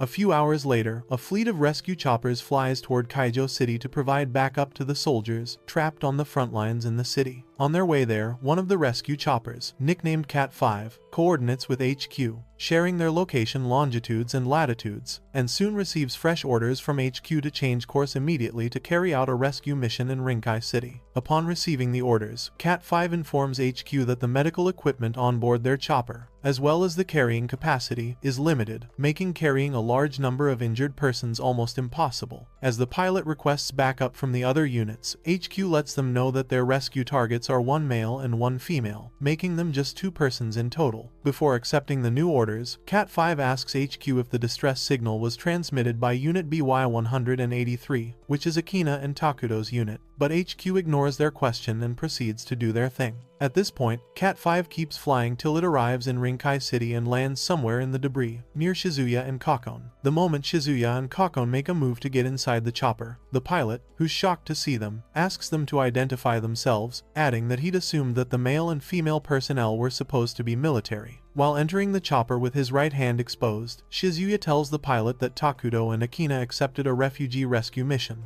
and were Kea after they gave him the radio he used to make the distress call to HQ. Satisfied by Shizuya's explanation, the pilot takes off once both Kokone and Shizuya are in the chopper, and continues telling them all the bad news he's been receiving ever since the monsters invaded the world. After all the niceties, the pilot moves on to tell Shizuya that they took an urgent mission to come help them, and since they have another assignment, they'll just have to drop them off at the nearest shelter. Hearing this, Shizuya asks the pilot to tell him where they're headed, and the pilot, realizing that his next destination isn't classified, tells Shizuya that they're headed to Kaiju City, the city on the front lines of the war against the shadow monsters. Surprised to hear the pilot call the monsters by a more befitting name, Shizuya wonders if there is someone else besides him who can see information on monsters. On the other hand, since he can't really know for sure, he ignores the thought and asks the pilot if he can take them along with him to Kaiju City. In response, the pilot warns Shizuya about the dangers of going to the front lines with almost no combat experience, and then lets him know that there's a very high chance that he might die in the city if he eventually gets there. When Shizuya refuses to back down, the pilot asks him why he's so keen on going to Kaiju City, and Shizuya says it's because he has important friends in the city. Following this, he also promises never to interfere with the pilot's operation in the city once they get there, citing that he can protect himself.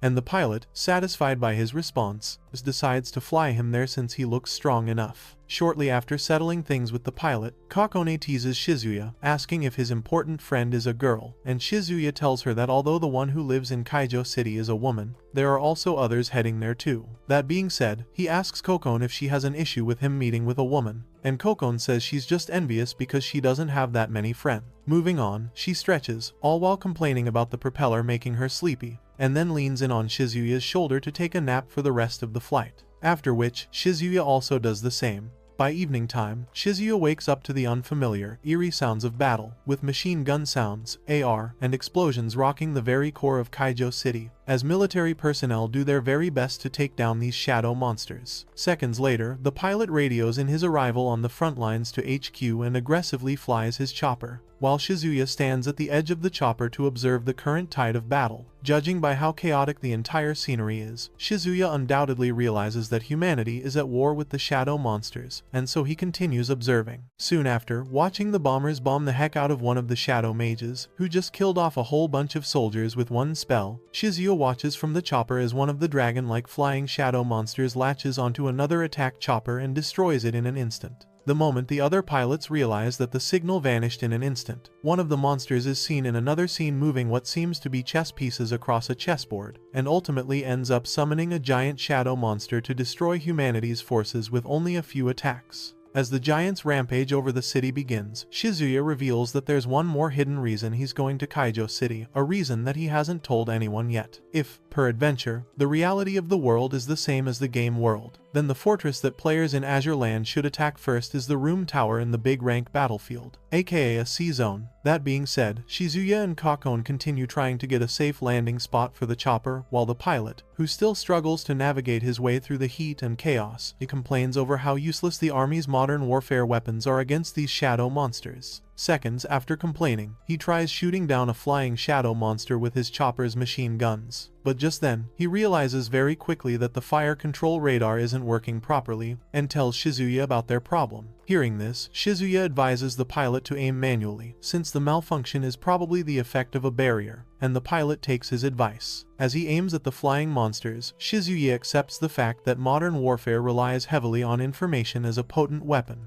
and also concludes that, as of now, information is useless against an enemy who knows all their tactics and countermeasures. Sensing the danger coming, he turns to Kakone, asks if she can whistle, and pushes her out of the chopper when she tells him that she can. Just seconds after letting Kakone out of the chopper, a flying monster attacks their chopper, threatening to crash it, and Shizuya instantly attacks it to protect the chopper and the pilots. Having seen just how strong Shizuya is against the monsters, the pilot stares at him, speechless, but then Shizuya, knowing that there's no time to waste, urges the pilot to fly his chopper out of the damage range. Thereafter, he activates Brave Flag and Powerful Attack, and slams a heavy attack on the flying Griffon-like shadow monster mid-air. As Shizuya and the Griffon shadow monster fall to their death, the other choppers fire several missiles at them, but then, Shizuya, knowing that he can't change the tide of battle by himself, realizes he needs to get to the ground first before doing anything. Sadly, as he braces himself for a rough landing, the other choppers fire even more missiles at him, forcing him to dodge them, and soon enough, other Griffon shadow monsters cluster all around Shizuya to crush him. Luckily for him, just as Shizuya fights his way out of the clusterfuck, Kokon shockingly catches him midair and pulls him on the back of the smaller Griffon monster she's currently riding. Once he's safely on the back of the Griffon, Shizuya asks why she came back, and she tells him that she did it to save him. Following this, she calls him out for pushing her out of the chopper without uttering a word, which was surprising,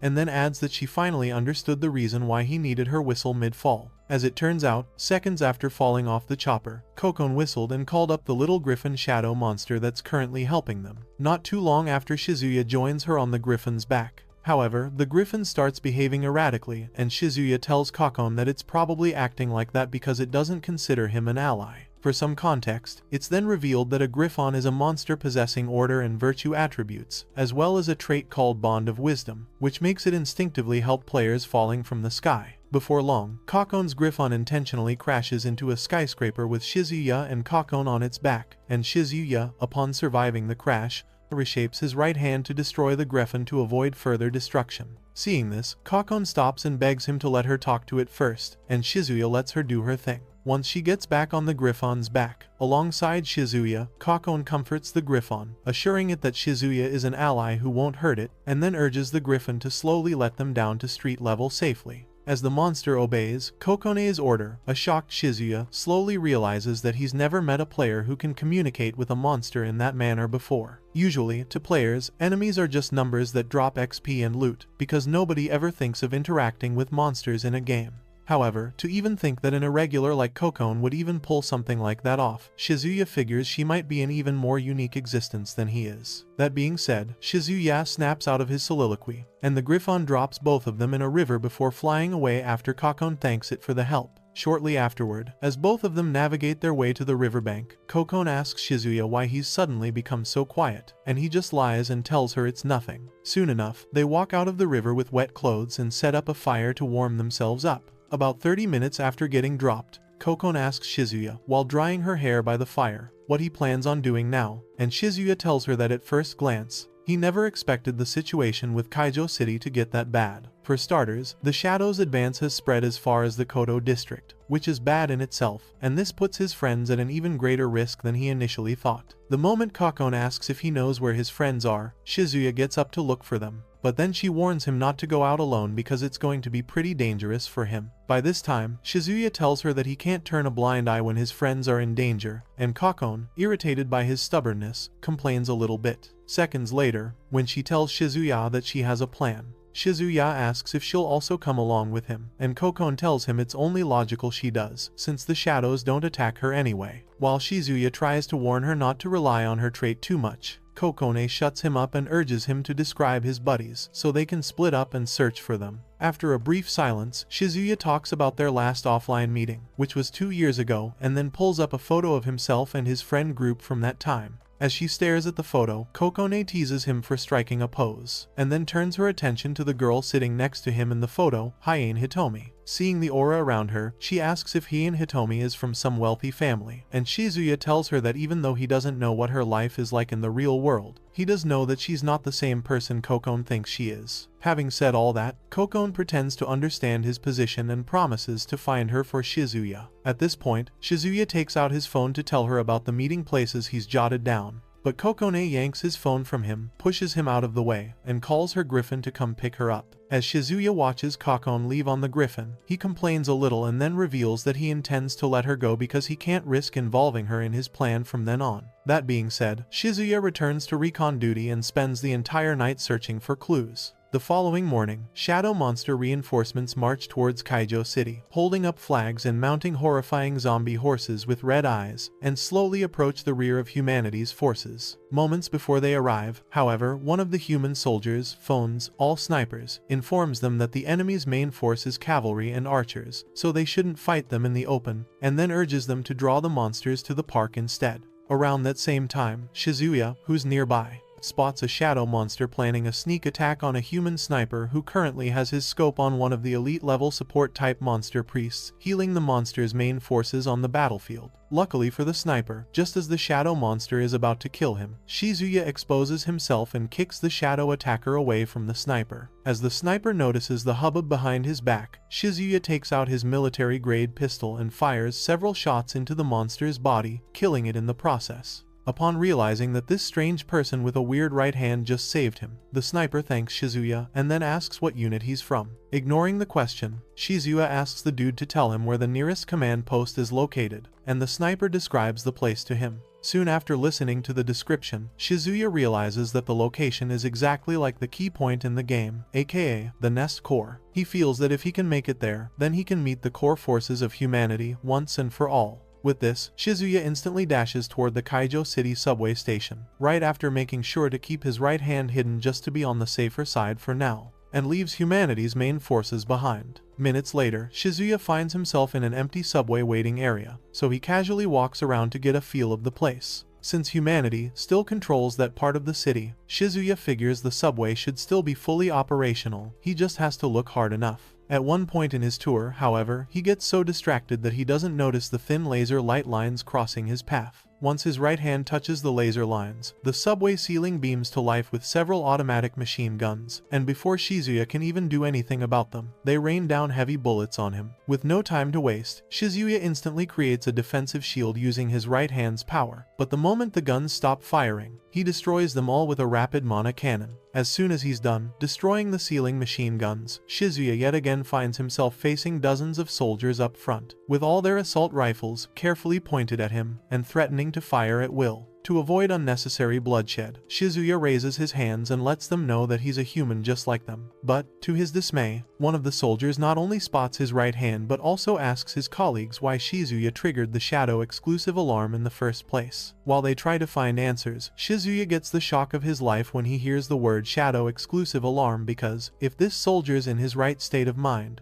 then it must mean that a select group of humans must have known about the shadow's existence way before they appeared a few days ago as mysterious life forms. Having realized that there's so much more that he doesn't know, Shizuya promises them that he's a human being, and then slowly proceeds toward them to prove his humanity. When the soldiers order him to get back, Shizuya notices some monsters approaching the soldiers via the entrance he just took, and realizes that he's in a very bad situation. Before long, the soldiers shoot at him and the arriving monsters, but Shizuya dodges all the bullets and escapes to the side of the railway track, knowing fully well that the place won't hold out much longer. As the soldiers hold the monsters off, Shizuya hops off the safety railings and waits for a train to zoom past him. Seconds later, when the first train zooms past the railway, Shizuya jumps on top of it and hitches a ride to his next destination. A few minutes later, as he approaches another checkpoint, the soldiers get alerted by control to be ready to intercept an unknown signal rapidly approaching the command post, along with the subway intercept. By the time Shizuya gets to the next checkpoint, he finds several dozen soldiers already waiting with their ARs aimed at him, and dodges and blocks the best he can when they begin firing at him. Eventually, even the almighty Shizuya gets to feel the effect of a power surpassing the shadow power in his right arm, so he jumps off the train right before it zooms past that checkpoint, and figures he needs to de-escalate the situation to talk things through. However, while he takes cover behind a pillar, with bullets flying everywhere, Shizuya knows it'll be difficult to navigate the situation without hurting anyone. Thankfully, before any blood is shed, a boss-level personnel member ceases fire and informs everyone that there's been a malfunction in the alarm system. As such, Shizuya isn't a shadow, but their ally. As the man's face appears clearer in the light, Shizuya stares at his face and instantly recognizes him. A few hours later, the blonde boss dude takes Shizuya to the Kaiju Station Frontline Provisional HQ to meet with the other big players in the game and discuss with them. While they stroll along the military base on the HQ grounds, the blonde boss calls Shizuya, who's walking right behind him, and asks him if he'd have killed those soldiers if he hadn't shown up. In response, Shizuya tells him he only came to ask for his cooperation, all while trying to figure out where he's seen the blonde boss before. Realizing that Shizuya is trying to avoid the question, the blonde boss continues teasing him for wanting to kill the soldiers for real. But when Shizuya keeps ignoring him, he moves on to tell him that people at war won't go easy on him, even if he treats them kindly. Around that same time, an elderly man, who looks military, in a long brown trench coat, guarded by soldiers, shows up and asks the blonde boss guy, whom he calls Williams, if something's happened again. With no response given, the elderly man notices Shizuya and asks William if he's a fellow otaku. And William, right after telling the elderly man that he's just seeing Shizuya for the first time, adds that he didn't catch his signal because of some issues, and whatnot. Having heard everything, the elderly man in glasses asks Williams if Shizuya's an oath keeper, but William ends up teasing the man for getting too used to the game-like names. Shortly after all the niceties, the elderly man reminds Williams that there's a meeting being held in an hour, which requires the representative of the SEAM group to attend, and Williams asks how many of them are allowed to attend. When the elderly man tells him he can bring his new friend along, Williams takes Shizuya to his private quarters and urges him to take a bath so he can change into more official clothes for the meeting with the top military brass. Before getting to that, however, Shizuya pauses and insinuates to Williams that he wants to exchange information first, to which he also agrees. From what he's noticed, Shizuya knows that the SEAM group ranks 5th globally among international organizations and was founded 200 years ago. Currently, their business spans electronics, finance, science, machines, and other research fields as well. Not too long ago, they created the VR MMORPG game, Azure Land. But right now, even he realizes that there's very little he knows about them. To begin his interrogation, Shizuya asks William to tell him what he knows about the SEAM group, and William tells him that while he doesn't know much, he does know that the shadows appeared out of nowhere, putting the whole world in chaos, and making it almost impossible to figure out what's happening in their subsidiaries. While Shizuya undresses in the bathroom, he continues his interrogation by asking William if he thought he was one of them and came after him. Although William admits that he did think he was one of them at first, he now knows that the opposite is the case, because the background checks he's run so far make it possible for him to register Shizuya as one of them. That being said, Shizuya asks the guy why there's already a shadow defense system in place when it's only been a week since the shadows invaded Earth. And Williams starts his response by talking about game beta testing. Even though it's only been 5 days since the shadows broke in, Williams says that Overwrite was already running from 2 weeks ago. Apparently, the test, Overwrite, was done secretly in a place with no people, and once SEAM understood the dexterity of the situation, they distributed the information to the other international organizations and institutions. When Shizuya confronts Williams for not distributing the information to the general public, Williams says they couldn't risk causing mass hysteria, and Shizuya stays silent in the shower thereafter to ponder on the things he's learned so far. Given the fact that the enemies were named by someone like William, SEAM's young master, Shizuya figures that people with influence or power might have noticed a link between Azure Land and Shadow beforehand. Also, considering just how untrustworthy the military sees SEAM, Shizuya knows that things are much more complicated than William sees them. With this, he tells him about the eventual confusion their hesitation to dissipate information caused to the general public, and William, accepting the blame, tells Shizuya that even though they knew about the enemy's existence beforehand, as well as their traits, they still didn't know when they would attack, or what tactics they would use. Around this same time, Shizuya, who's now done showering, dresses up, opens the bathroom door, and then asks William if everything he's discussed so far is all a sign of the Oath Keeper that the elderly man was talking about. In response, William tells him yes, and then urges him to think of it as a temporary task force formed to analyze the shadows. Also, since the task force is still in its early stages, he advises Shizuya not to think they're as skilled as he was in the subway. That being said, Shizuya lets William know that he'll be wearing the same clothes he had on when he arrived, and William assures him that it's not a problem. Having divulged all he can about the SEAM group, William tells Shizuya to tell him the truth, or else he won't be able to explain his right hand to the military. Well, Shizuya lets him know that he doesn't know much about the right hand, which seems to be connected to Azure Land, and then adds that it probably changed when he touched the Shadow's Signal Energy armor circuits. After seeing Shizuya reshape the hand into a spiked weapon, William fanboys a little and yaps about the Shadow technology and powers, touching the weapon to get a feel of it when he can. Not too long after, his smartwatch beeps to life to remind him of the meeting that's happening soon, so William bids Shizuya farewell and leaves the room to talk to some stubborn old folks. Shortly after, watching him leave, Shizuya ponders the information he's gathered on William so far. Apparently, the man is a prodigy who inherited the blood of conglomerates from the East and the West, and rose to power to control SEAM Group at such a young age with his unmatched skill. If anything, Shizuya knows that the bastard knows a thing or two about Azure Land's developers, and so for now, he needs to keep his guard up when dealing with William at all times.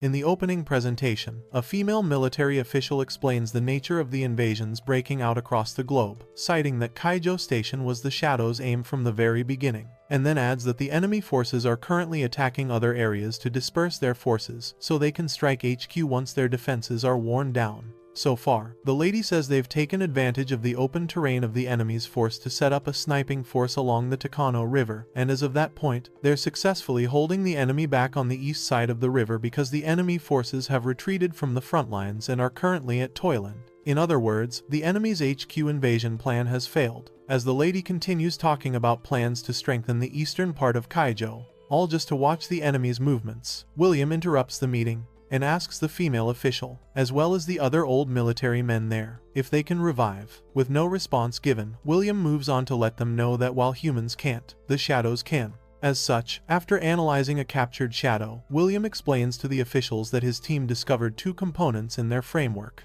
The first being the exterior shell, which can't be destroyed by normal attacks, because even if they crack it, that doesn't mean that the shadow is defeated, and the second component being the energy underneath the shell, which they now call Sinal. Explaining further, William adds that Sinal can absorb elements in nature to repair the damaged exterior, so even if they destroy the exterior, as long as the Sinal remains, the core will regenerate after a while. Having heard everything William has to say, the female official hosting the opening presentation tells him that while she appreciates the research he's provided, the goal of their current meeting is to build a strategy to counter the shadows. At this point, Shizuya intrudes and tells them all that William is only trying to help them understand that they can't classify shadows in the same way they classify human enemies, meaning that human strategies almost won't work against shadows. With this, William speaks up with urgency, letting the elderly man from before know that their soldiers need to be faster with their attack, or they'll be at a disadvantage if the war drags on.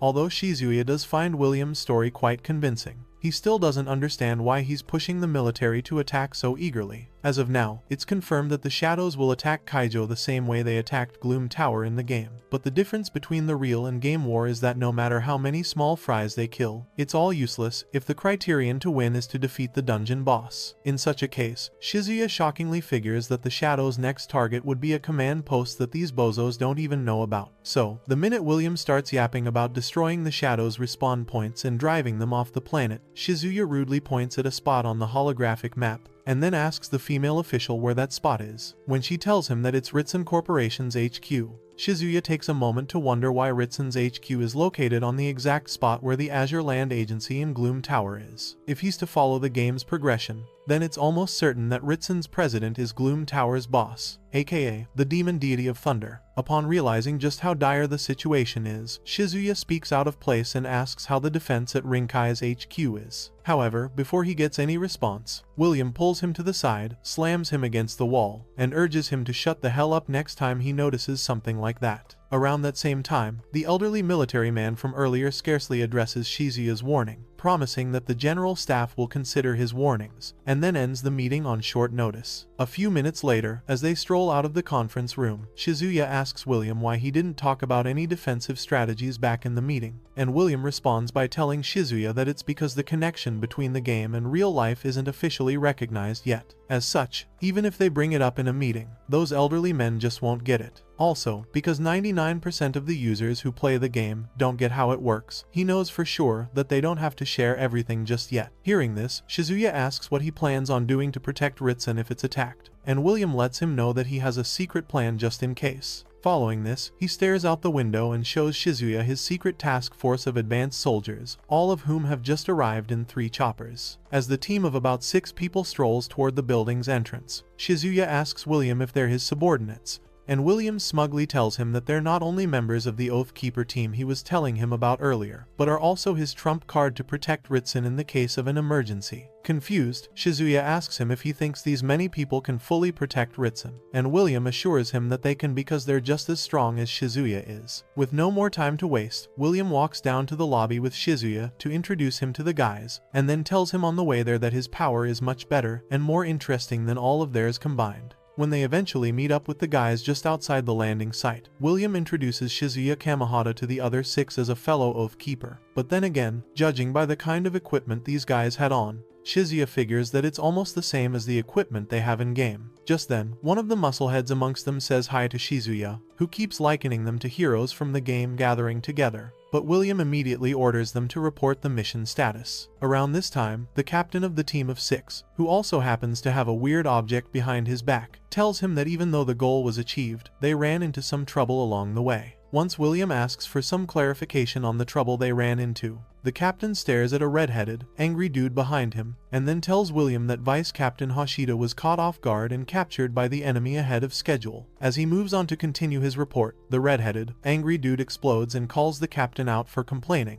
In the captain's defense, he tells the redhead that he's just reporting facts, so William isn't left out. But just as the redhead's about to continue his banter, William, who's had enough, shuts everyone up and urges them to get some rest. Seconds after dismissing them, William tells the redheaded, angry dude, who's later identified as Hoshida, that there are plenty of replacements for him if he doesn't get his head straight, before ultimately telling the others to meet him in an hour for their next mission and leaving. As Shizuya watches William leave the runway, he spots the first musclehead, who greeted him earlier, walking behind William, his boss, and notices something very odd about him. For now, though, he keeps his cool and focuses on getting to know the captain, who asks him why he's even there in the first place. At first, Shizuya tries to figure out who the captain is exactly, but before long, he suddenly recognizes the guy to be none other than Saito Meiji, a healer and member of Shizuya's former clan, Mappo Tofu. After the niceties, Saito asks Shizuya why he's in a place like this, and Shizuya says that the otaku boss brought him there. Upon hearing this, a shocked Saito asks him if William's taken a liking to him, and Shizuya, knowing very well that something doesn't feel right, gives a very vague answer. Following his response, Shizuya asks Saito why he's hanging out with these people, but before replying to his question, Saito urges him to chill out with him at a bar, so he can narrate his long story there. Not too long after, Saito takes Shizuya to a place called the Neon Love Sports Bar, and tells him, over some drinks, that his story with Seam all began when a shadow came out of nowhere and nearly killed him in Kaiju. When Saito starts yapping about how William helped him become an Azure Land player, Shizuya tells him that the life he's living isn't a good one, and while Saito agrees, he does tell Shizuya that initially, Hoshida was supposed to be the captain. However, due to his immature insecurities, Saito says that he made a huge sacrifice and became captain after William noticed him. By this time, Shizuya asks him if his supernatural powers have already awakened, and Saito says that they haven't yet because Seam transplanted a shadow circuit-like technology into his body. Unfortunately, for him, the limitations of the technology on his body are a little too much for him to bear. For starters, the MP isn't as large as in the game, and the number of skills he can use is very limited, making it almost impossible for him to recover MP normally, so he has to go back to the Seam team to do it. The moment Shizuya asks Saito his next question, Hoshida shows up and calls Saito out for bringing an outsider to an insider-only bar. To avoid any trouble, Saito nervously tells him not to worry and that it's all fine, since the boss personally knows Shizuya. However, Hoshida, ever the hot-headed fool, screams his lungs out, calling Shizuya out for using the boss as cover, and then asks Saito for permission to beat the shit out of him. When Saito remains silent, Hoshida turns to Shizuya, calls him a brat, and accuses him of plotting to become the vice captain. At this point, Saito gets pissed at Hoshida and asks him if he's planning on going against the boss. Moments before their battle begins, William arrives at the bar and asks the musclehead if Saito and Hoshida are fighting again. Before long, they hear Hoshida calling Saito an idiot for being a support-type healer, while he's the close combat fighter who deals damage, and then find him challenging him to a fight. Thankfully, just as Hoshida's about to fight Saito, threatening to show him what his divine fire power looks like, William screams at the bastard to stop, and then threatens to put Hoshida on trial by military tribunal for using Signal on a military base if he proceeds any further. Soon after getting his affairs in order, Hoshida rants to William, telling him that Saito was covering for the brat, whom he thinks is a spy. But then William warns him never to call Shizuya a spy ever again, because Shizuya's now his friend, and Hoshida shuts his mouth. With that settled, he turns to Shizuya, apologizes to him for Hoshida's stupidity, and then asks Shizuya if he's hurt. Upon listening to Saito yap about William's timely arrival, Shizuya, while ignoring William's question, asks Saito if he finds it weird that Hoshida's openly hostile to him, even when they've never met before, and Saito tells him that the idiot's just afraid that he'll lose his place in the squad if he cedes the position of vice captain too. In other words, the idiot sees Shizuya as sizable competition.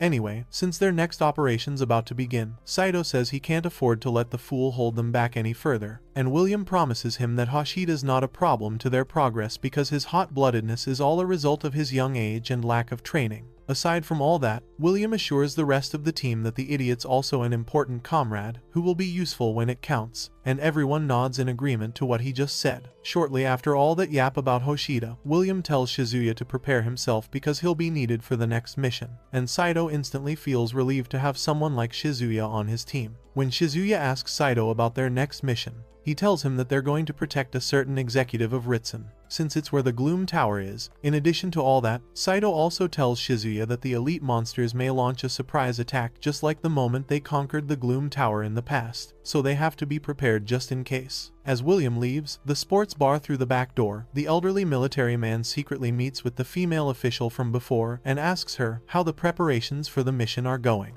After telling the man that they're ready to depart at any time, the woman adds that William appears to be gathering the Oathkeepers and trying to do something behind their backs. Upon realizing that William plans on letting the army fight on the front lines while they scheme behind the scenes, the elderly military man slams his cup on the table near him and then asks the lady if she's conveyed his orders to the others. After reassuring the man that she's conveyed the orders to the person in charge not to initiate any attack, and also to be careful of the Seam Group's movements, the military man, after praising her, orders her to inform everyone that the operation will begin in 20 minutes. That being said, he dismisses the lady and anticipates what William Seam plans on doing next. In the next scene, William, shortly after arriving in Ritsen with his men, orders them all to be wary of any shadow attacks that might happen at any given time, and also adds that they're going to move through the underground tunnel so they can approach Ritsen unnoticed. Once they confirm that the subway is safe, William and his Oathkeeper team, including Shizuya, slowly get down there to begin their journey to Ritsen.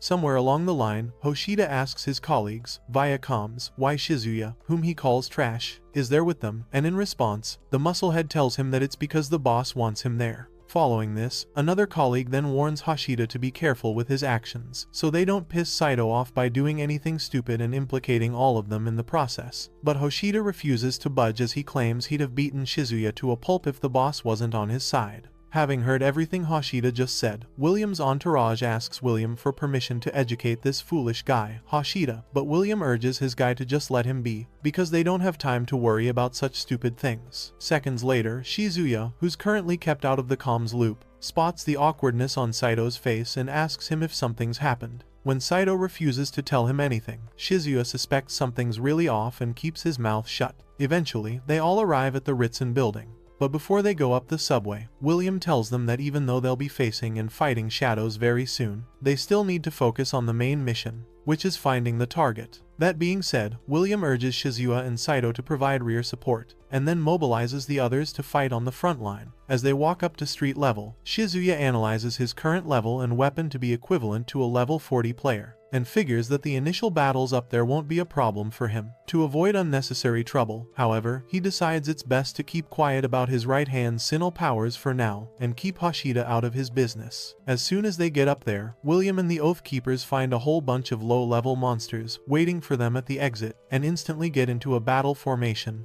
with Saito and Shizuya providing support from the rear. Once everyone's in position, Saito orders Nokia, the musclehead, Hoshida, Kurusu, Yuki, and the other members to break through the shadow's encirclement, and almost instantly, Nokia attacks the first shadow. After the shadow blocks his attack, Nokia continues pummeling the bastard, making Saito super impressed by how good the guy is in combat, and eventually ends up cornering the monster. Seizing the opportunity, Saito calls for their assassin keeper, Yuki, to support Nokia, and so with Yuki's help, Nokia eventually exterminates their first monster completely. Soon after observing the Oathkeeper's first battle, Shizuya praises Saito for improving his command strategy in such a short time, but Saito says he learned all this from being with him for so long, and then calls himself a rookie compared to Shizuya. Hearing this, Shizuya tells him to be more confident on the battlefield, as these people follow him because they truly believe in him, and it's his duty as captain to live up to their expectations. Right after lecturing Saito, Shizuya observes the others fighting, and figures that he can still leave the regular shadows to Saito's group.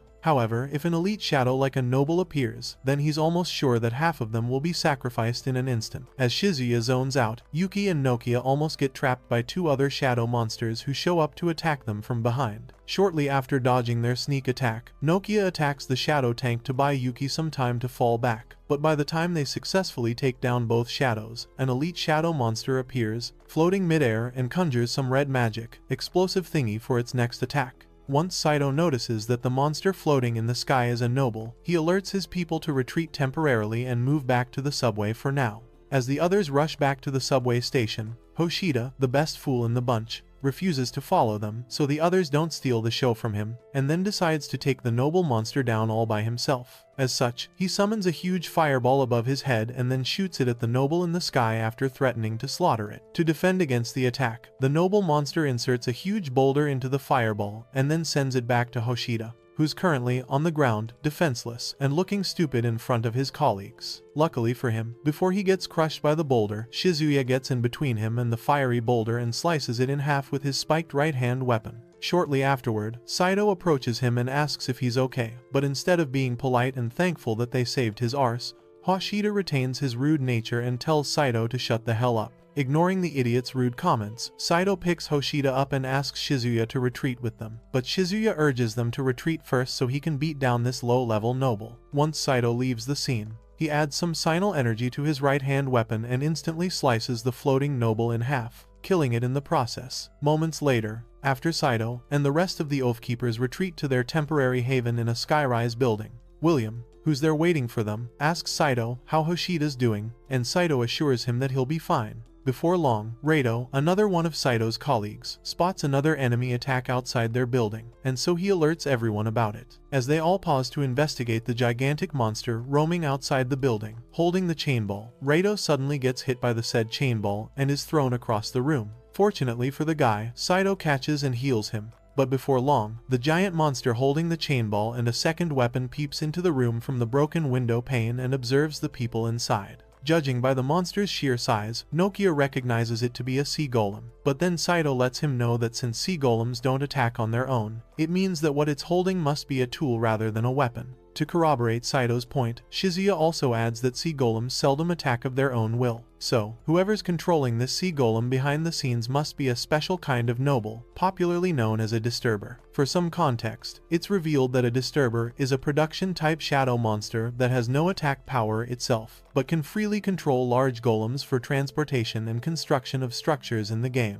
To become a disturber back then, players used T-jewels and an equipping system to manipulate large golems into being equipped as armor for their selfish use. This unorthodox legal game hack allowed a disturber's consciousness to be transferred into the large golem, making modification possible. Despite knowing all this, Shizuya tells William that he's always known T-jewels to be a very rare item, and never expected to see them in a place like this. At this point, William concurs with Shizuya's point and concludes, alongside his new buddy, that there's an elite shadow party nearby, and they're not just one squad. Just then, the sea golem attacks them yet again with the chain ball and the machine saw. But this time, Shizuya and the others manage to duck just in time to avoid getting sliced in half by the golem's dangerous weapons. Soon after, surviving the recent attack, Shizuya informs his colleagues to retreat, while he buys them some time because the terrain is disadvantageous for them for now. As Saito coordinates the retreat, Shizuya takes a defensive stance and uses his arm shield to deflect the golem's next attack, just so he can protect everyone while they retreat. The moment Saito and the others leave the scene, Shizuya, who knows that he can go all out, unleashes his power, dodges a few more of the monster's subsequent attacks, and fires a lamp arrow attack at the golem's neck. Shortly after dodging the lamp arrow attack, the sea golem attacks Shizuya's building violently. But Shizuya keeps his defensive stance intact to continue blocking and deflecting as many attacks as he can in due time.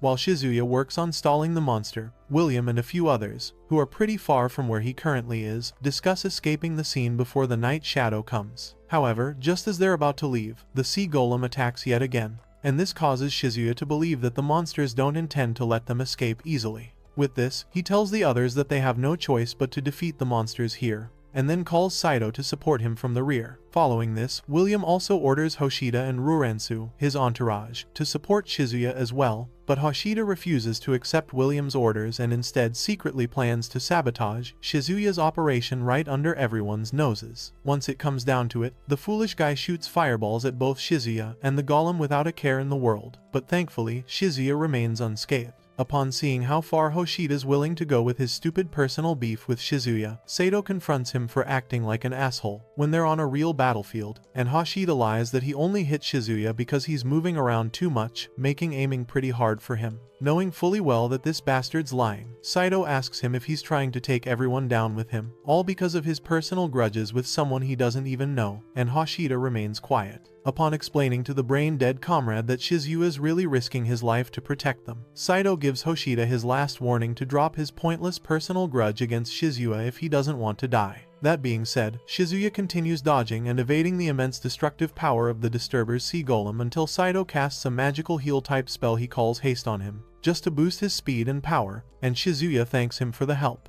With this new power, Shizuya leaps onto the golem's chainsaw, activates a magic book fragment fireball spell, and then shoots 3 fireballs at the golem's face. After dodging the fireball attack, the golem then attacks Shizuya with its chainball, but this time, Shizuya dodges the chainball attack, activates rapid mana, and prepares himself to hit the only fragile part on the Disturber golem's body, which is the cross on its face. Upon hitting the cross with the rapid mana fire attack, Shizuya explains that the true weak spot of the Disturber's golem isn't fully in the cross on its face, but the armor on its head. Apparently, whenever the Disturber's golem gets a fatal hit on its face cross, it falls, taking heavy damage, and the armor on its head shatters upon impact. So, when the golem does indeed fall from the cross attack, Shizuya stands on top of it, spots the Disturber's true weak spot underneath its head armor, and destroys it with a technical arrow shot. In the aftermath, Shizuya finally understands just how much stronger he's become compared to when he was in the game, and takes some time to observe the Oathkeeper's reaction to his victory, while Ruransu and Hoshida wonder how he was able to defeat such a large monster all on his own. Saito and the rest praise him for proving his value and strength to the team. Soon enough, Shizuya dips his right hand into the exposed monster's core and uses his omniscience and omnipotence skills to acquire a new golem skill,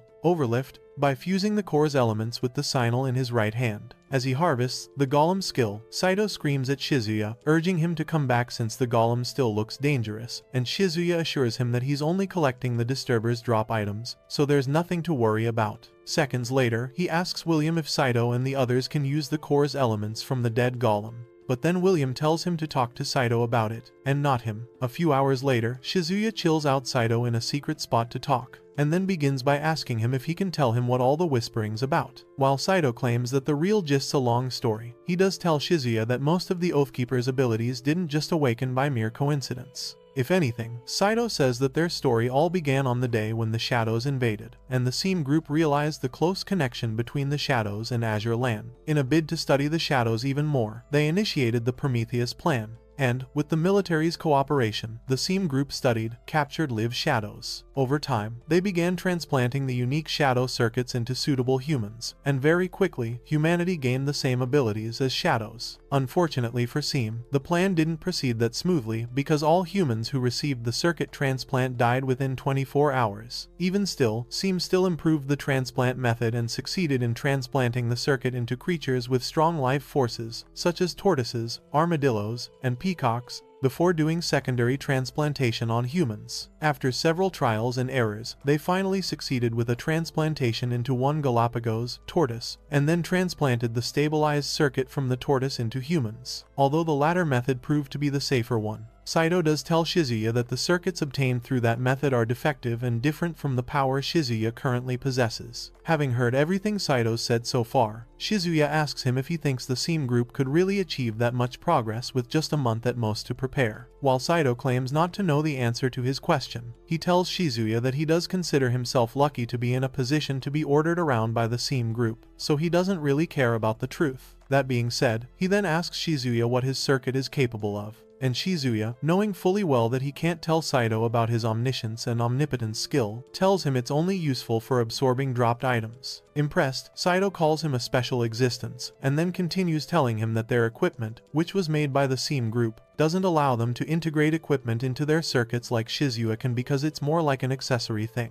Although Shizuya doesn't deny that his right hand is special, he does tell Saito the price of fusion, which is the hate stock. And Saito, upon pondering it for a few seconds, asks Shizuya if protection from his pursuers is one of the reasons he joined the SEAM group. To further sell his lie, Shizuya agrees with Saito on that note, and Saito moves on to tell him that the reason why the shadows can move so similarly to the game is because of the Ritsun group's unauthorized use of game data. Given the fact that the internet has been down worldwide, William had no choice but to come to Ritsun himself to find answers about their involvement in all this. With this, Shizuya figures that Ritsun must definitely have a hand in leaking the vast amount of game data that they have, and that the Shadow's objective in targeting Ritsun is to bury the truth forever. As their conversation comes to an end, Saito suggests that they head back to the others, but Shizuya calls him back and asks him if the SEAM group is worth entrusting his entire life to. After citing the role his personality plays, Saito helps Shizuya know that, despite being famous in-game, thanks to Shizuya's fame, he's still just an ordinary salaryman in reality. As such, Saito reveals that he believes every working adult dreams of working with the SEAM group, and so that makes his decision to work for them justified. Moments later, before Shizuya and Saito joined William and the others, Hashida runs his rude mouth at Raito, who had just woken up from the chain ball attack earlier, and gets scolded hard this time by Nokia. As Rurensu yaps about them getting their lives saved by Shizuya, William receives a strange call from an unknown person,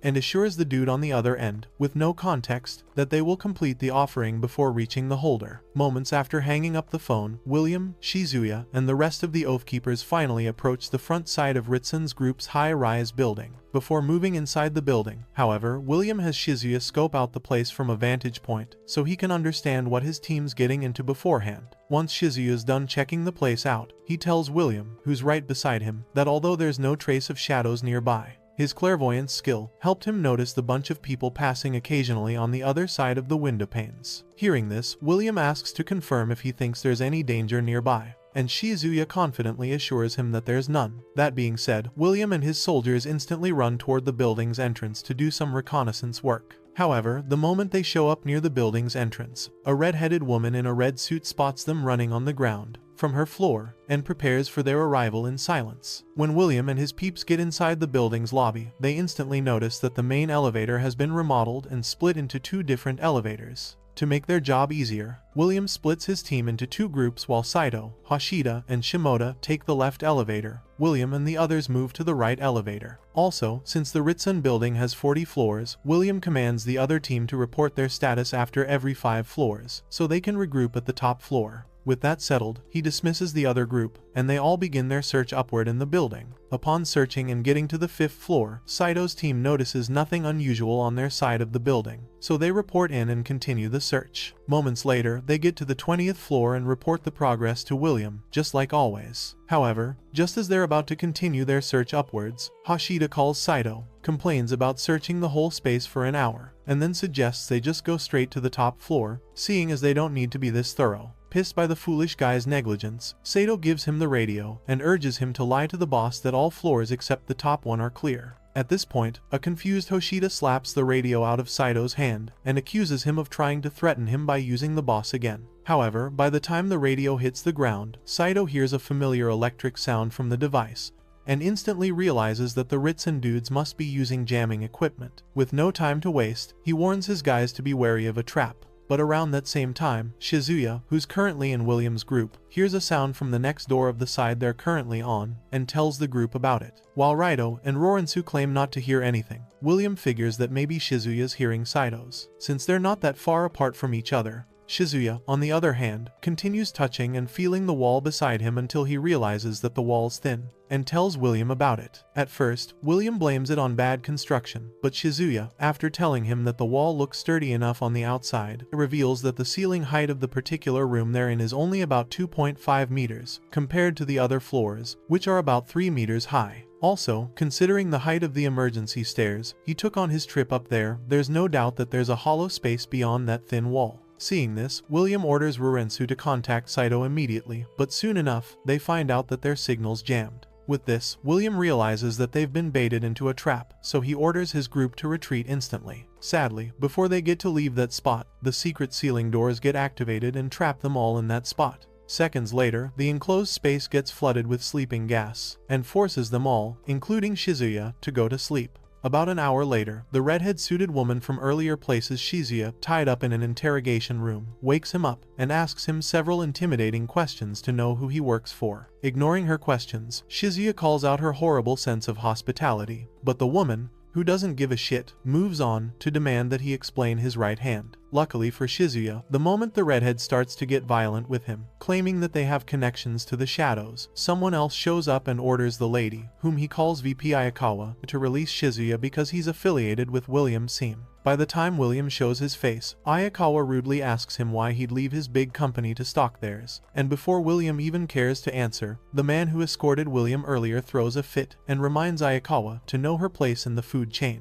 Unable to retaliate, Ayakawa leaves the interrogation room, pissed, and throws curses at the man. Minutes later, as Shizuya gets untied, he realizes that the man from earlier is Ritsun's president, Genoza, and the fact that he's even on their side means that the surprise attack earlier must have been Ayakawa's independent decision. Shortly after getting released, Genoza ushers everyone except William out of the interrogation room, so they can discuss privately, and so Shizuya leaves instantly. Outside, Shizuya figures that, from what happened earlier, the internal conflict in the Ritsun group must be worse than he expected, especially with the appearance of the shadows. So, to find out more about the company, he turns to the guy who untied his ropes earlier, thanks him for the help, and then asks him if he can look up a player's data from the game for him. Once the guy reassures him that he can, as long as he knows the name, Shizuya tells him to look up Hyane Hitomi for him, and the guy, refusing to search for such a player, nervously runs away. As Shizuya chases after him, eager to know if Hitomi is a strong word or something, Ayakawa cuts him off and asks why he's suddenly searching for Hitomi. When Shizuya says it's because he wants to check up on her, citing that as the reason he came to Kaiju in the first place, Ayakawa yaps about some random things, gives him a keycard to the internal elevator, and then tells him to go to the 37th floor to find her. On his way up the elevator, Shizuya thinks about the odds of such a coincidence happening and decides to be very careful, as there's no telling if Ayakawa's leading him into another trap. When he gets to the 37th floor, Bro knocks on the first apartment door he sees, and, to his dismay,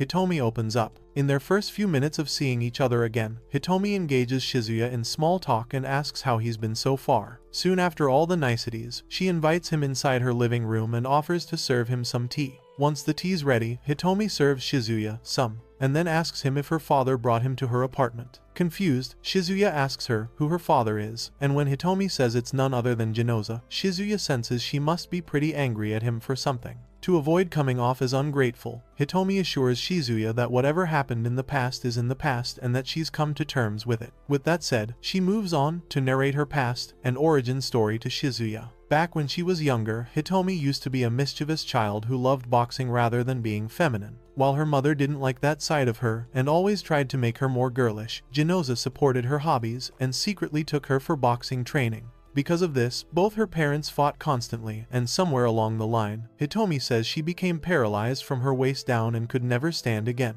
At that time, she didn't know what she was living for, but because of his disability, her mom and dad's fight got so bad that her mom committed suicide. Out of guilt, Hitomi says she changed her surname, but even still, her dad didn't say anything. Till that very day, she knows nobody was to blame for her mom's death, but for things to turn out so tragically for her just makes her fate very eerie. Over time, Hitomi says she chose Azure Land Battler just to kill time and became very immersed in the game. The moment her dad found out about her liking of the game, he bought Ritsun and obtained the game's operating rights, which were trending. About a year ago, her dad brought her to the building, promising to fix her legs somehow, but since then, she's been on house arrest, unable to go anywhere by herself. If anything, Shizuya's the first person to come and see her in a long time, and she really appreciates him for doing that. Having heard her tragic past, Shizuya wonders why it's the same episode as Gloom Tower. Whatever happens, he now knows that the strong defense facilities were set up with Hitomi's safety in mind, which brings him to the million-dollar question. How does a president with assets in the billions have such combat power? Could it be that maybe Genoza had known and been preparing for the Shadow invasion a year ago?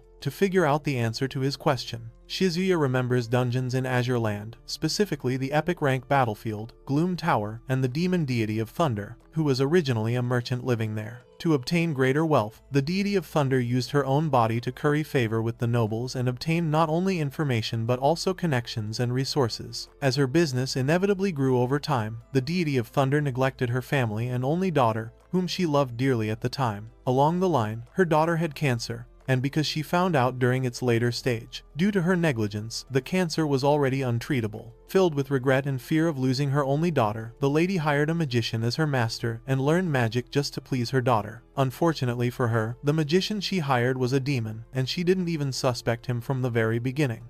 So, while she lived her life, trying to do right by her daughter, the demon gate, that she, guided by the magician, had opened, released a large number of demons into the world. Upon destroying the Nal's kingdom, the continent became filled with monsters and demons from hell itself, and the lady's wealth became non-existent. Having recalled all that backstory about Gloom Tower, Shizuya tells Hitomi that he suspects that the boss of the shadow monsters isn't someone in the upper echelons of humanity. Also, considering the psychological impact of the invasion on Kaijo City, there's no doubt that the shadows will target Genoza, the agent for Azure Land, next. In other words, Shizuya lets Hitomi know that her father's in grave danger. However, just as Hitomi is about to reply to him, the building's emergency sirens come on, indicating that there's a breach in the building's security. But before the lockdown procedure is completed, a group of shadows busts a hole in a side of the building, causing Shizuya and Hitomi to run away for safety. In another part of the building, William and Genoza sit opposite each other and discuss the deal they'd apparently made with each other prior to William's arrival. While William seems to think he can get all of Azure Land's data and Ritsen with the weird new circuit that he brought, Genoza lets him know he'll need to do more than that to get what he wants. Following this, William reminds Genoza that transplanting the circuit he brought and using its effect to restore physical functions is the only way to heal his daughter's legs, making the circuit worth it. But even so, Genoza tells him he's not going to sacrifice the Ritsen he's been building for 20 years for a bad deal. To further buttress his point, Genoza brings up live surveillance footage of his employees getting attacked by the shadows, and William, seeing this, assures Genoza that he has nothing to do with that attack. Moving on, Genoza asks William if he thinks Ritsen will have any value without its employees, but then William, ignoring his question, moves toward the door and gives Genoza his last chance to sell Ritsen to him. At this point, Genoza, who's now convinced that William's hiding something,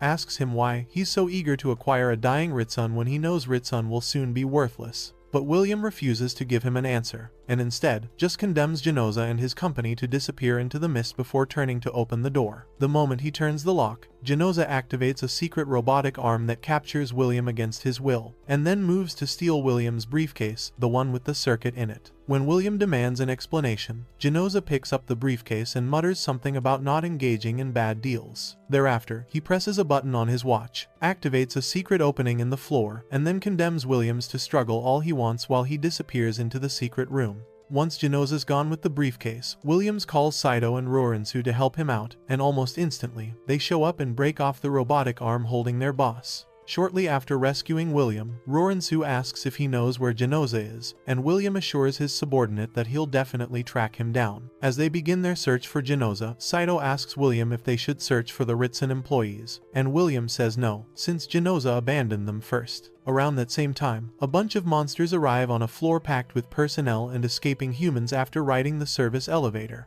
Upon spotting the humans, they attack them nonchalantly and kill as many humans as they can in a short time. As for Shizuya and Hitomi, they follow a different group of guards who assure them that they'll get everyone safely outside. Eventually, when others join them, the guards start freaking out, as they don't even know how they'll manage that many people joining them. And Shizuya, realizing that they need help, radios into William to ask for reinforcements to evacuate the employees. When William receives the call, he tells Shizuya that they have no obligation to save the employees because Genoza has already abandoned them, and then urges them to meet at the garage once they're out of the woods. By the time Shizuya hangs up, the whole group of employees, who heard everything William said, rains curses on Genoza for abandoning even his daughter, and some of them promise to take his daughter down with them. To prevent that from happening, Shizuya asks William to lend him a hand to evacuate these people as a favor, and then discuss the terms once William agrees to help him out. Elsewhere, Genoza arrives at the secret room, tells Ayakawa that he's gotten the circuit, and then asks her how things are over at her end. In response, Ayakawa tells him that she's found out, from Hacking Seam, that all their rants about acquiring Ritsen were just a bluff. In reality, all they wanted was the game's data, and so Genoza, hearing this, asks if she knows what they need the game data for. After telling him that it's to enhance the circuit, Ayakawa moves on to talk about a few other Seam plans to install game account data into the circuit and transfer character abilities. Confused, Genoza asks Ayakawa if they can bring the power of the top accounts into reality by porting game data, and Ayakawa says that's the reason why they targeted Ritsun in the first place. With this new information, Genoza realizes just how sneaky the Seam group is for being on the verge of taking over the world, and praises Ayakawa for doing an excellent job saving everyone.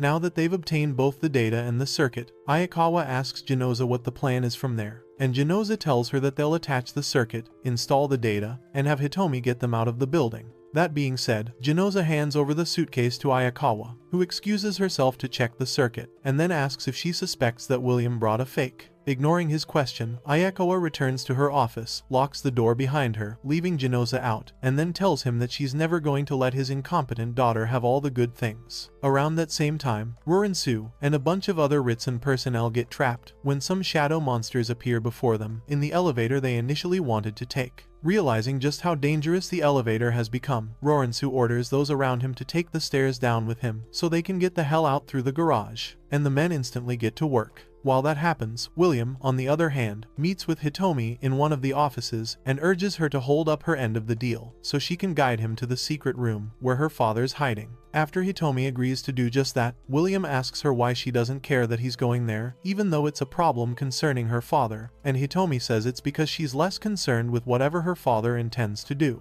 Meanwhile, Genoza, who just witnessed Ayakawa's betrayal firsthand, orders her to return the device. But then Ayakawa, while fusing the circuit drive into her main computer, lets Genoza know that she's no longer his subordinate. Following this, she processes the decryption protocol for tapping into the circuit's powers, and anticipates just how powerful she can become with the circuit's power. Unfortunately for her, just seconds after she plugs the circuit drive into her computer, she gets an error message telling her that the installation failed because the database in the drive has been deleted. By that time, Ayakawa stares back at Genoza through her see-through glass doors, and spots him holding up the real circuit drive in his hand. Before long, Genoza tells her that he not only extracted all the data on the drive beforehand, but he'd already seen her betrayal coming from a mile away. Now that they're both even, Genoza takes out his gun to hold Ayakawa at gunpoint, but an enraged Ayakawa picks hers much faster, while calling Genoza a coward, and shoots several shots at her glass door, hoping one bullet would reach Genoza and kill him. When she stops shooting, Genoza points his gun at her and urges her to hand over the device so he won't take her life. Once Ayakawa points her gun back at him, making the whole interaction a standstill, an archer-type shadow monster breaks into Ayakawa's office and kills her with a single arrow shot to the stomach. While another shadow approaches Genoza, alongside the archer, he shoots several bullets at both shadow monsters to get them off his back, but, to his dismay, the Shadow's tank deflects all the bullets with its thick armor and moves closer to him. Sensing the danger he's in, Genoza runs further inside the complex, takes cover behind a desk, and tells the Shadows not to come any closer. Eventually, when the Shadows get to a considerable distance, they both stop, and the archer aims at the ceiling. As Genoza tries to figure out what their plan is, the archer bores a hole in the ceiling with a rampart arrow and exposes Shizuya, Hitomi, and Saito, who are currently on that same spot on the floor above. Once Shizuya looks down the hole and spots Genoza hiding behind the desk, he realizes that it must be the secret room. Just then, the tank attacks Genoza, who fires several shots at it, and raises its weapon to finish him off. Luckily, before the shadow tank finishes him off, Shizuya gets down there, stops the tank, and tells Saito to take on the tank while he attacks the archer. With this, Saito draws the aggro of the tank by wrapping it in glowing golden magic chains, and Shizuya slices the archer clean in half. Seconds after defeating the archer, he realizes that Saito's in trouble, so he charges at the tank and destroys it from behind using the Leon Slash. With both monsters gone, Shizuya checks on Saito to make sure he's okay. But before long, William shows up with Hitomi to see his mutual friend, Genoza. The moment Genoza spots Hitomi, his face brightens up with a smile, and he lets her know that he's got the data that will make her stand again. At this point, Saito asks William if they should take the briefcase back, but William decides to let Genoza lower his guard, so they can have plenty of chances to yank the data out of his hands. After listening to her dad promise her heaven and earth, Hitomi tells him to use the data for himself, and Genoza gets devastated. When he tries to explain things to poor Hitomi, she tears up and loudly lets him know that she's never forgiving him for what he's done to her mother, whom he failed to protect. Moments before the emotional scene plays out, William suddenly receives an urgent SOS message from Rorinsu, who reports that a large number of shadows are attacking the underground garage and that they need backup. Unable to abandon Roransu, William leaves the room and tells Genoza they'll wrap up their discussion later. Before letting him go, however, Genoza tells him a shortcut to the garage, and they all rush down there. A few minutes before backup arrives, Ruransu and a few other Oathkeepers do their best to keep everyone around him calm, while he shoots off as many shadow monsters as he possibly can. Eventually, when backup comes, Shizuya blasts some monsters with fireballs and apologizes for showing up late. Since Garage Exit A is no longer usable, William orders Fuji, Shizuya, Sato, and a few others to hold off the shadows while he and Ruransu will take the rest and retreat from Garage Exit B. Sadly, just as they're about to enact the plan, another soldier rushes in from Exit B to inform William that Exit B is also blocked by shadows. Not too long after he shows up, a group of shadows shows up where William is, shoots the soldier, and slowly approaches him. By this time, William starts to suspect that these shadow monsters just might have realized that the data he had on him was stolen, and so he thinks quickly. At that same time, Shizuya figures that if the Rampart shadows are being drawn to their spot, then this can only mean that their initial target was Genoza all along. With this new information, William Conference calls the elderly military man and his team back in Kaijo Command Post HQ, and angrily demands to know why the old man is letting the shadows invade Ritsun so easily. After reminding William that Ritsun was initially his responsibility, the elderly man moves on to tell him that there's nothing they can do to help if Ritsun and William were planning on being so sneaky in the first place. Hearing this, William finally realizes that the old man was very clearly trying to get rid of them in one piece. However, before he's even able to utter a single word, the old man continues yapping about a large number of shadows gathering at the Ritsun building,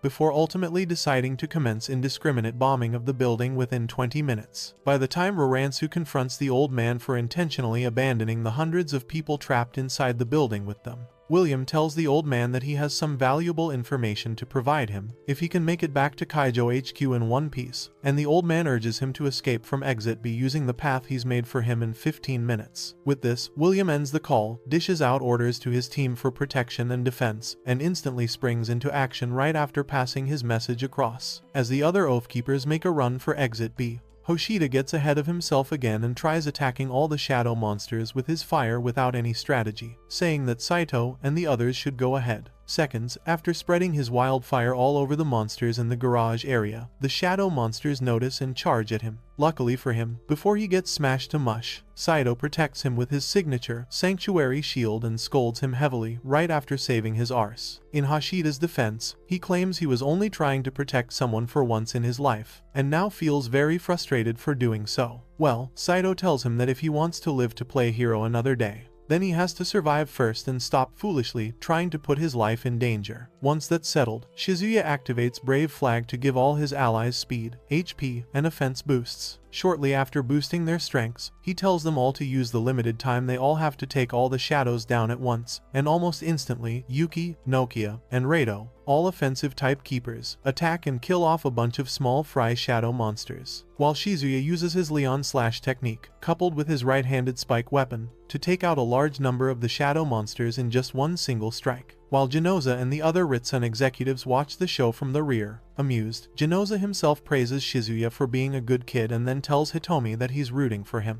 When his daughter remains silent, Genoza promises to support Hitomi in whatever she chooses to do once they're out of the building, and Hitomi asks if he's really sure about that. As Genoza continues discussing with his daughter, Roransu praises Shizuya's genius and teamwork in front of his boss, but William gets jealous and asks Roransu if he's insinuating that he can't control Shizuya. To avoid getting into any trouble, Roransu tells William that he's just advising that they be very cautious because they don't fully understand Shizuya's circuits yet, and William assures Roransu that he knows that already. Moments later, military choppers approach the Ritsun building and unleash full firepower on the shadows, pouring out on the streets to create a valid escape route for the VIPs inside to escape from. Just seconds after getting shot at, some of the shadow monsters on the streets jump at some choppers and destroy many of them mid-air. About 5 minutes later, a fleet of armored military vehicles arrives at the Ritsun building, and the old man tells William that he has 5 more minutes until the bombing begins. With this, William tells his men to hold on for another 5 minutes, as help has arrived, and Shizuya and the others continue killing off all the shadows till Exit B becomes clearer and devoid of these annoying shadow monsters. As they all approach the exit, Yuki wonders if the army's already taken care of the shadows at the exit, seeing as there are no shadows around.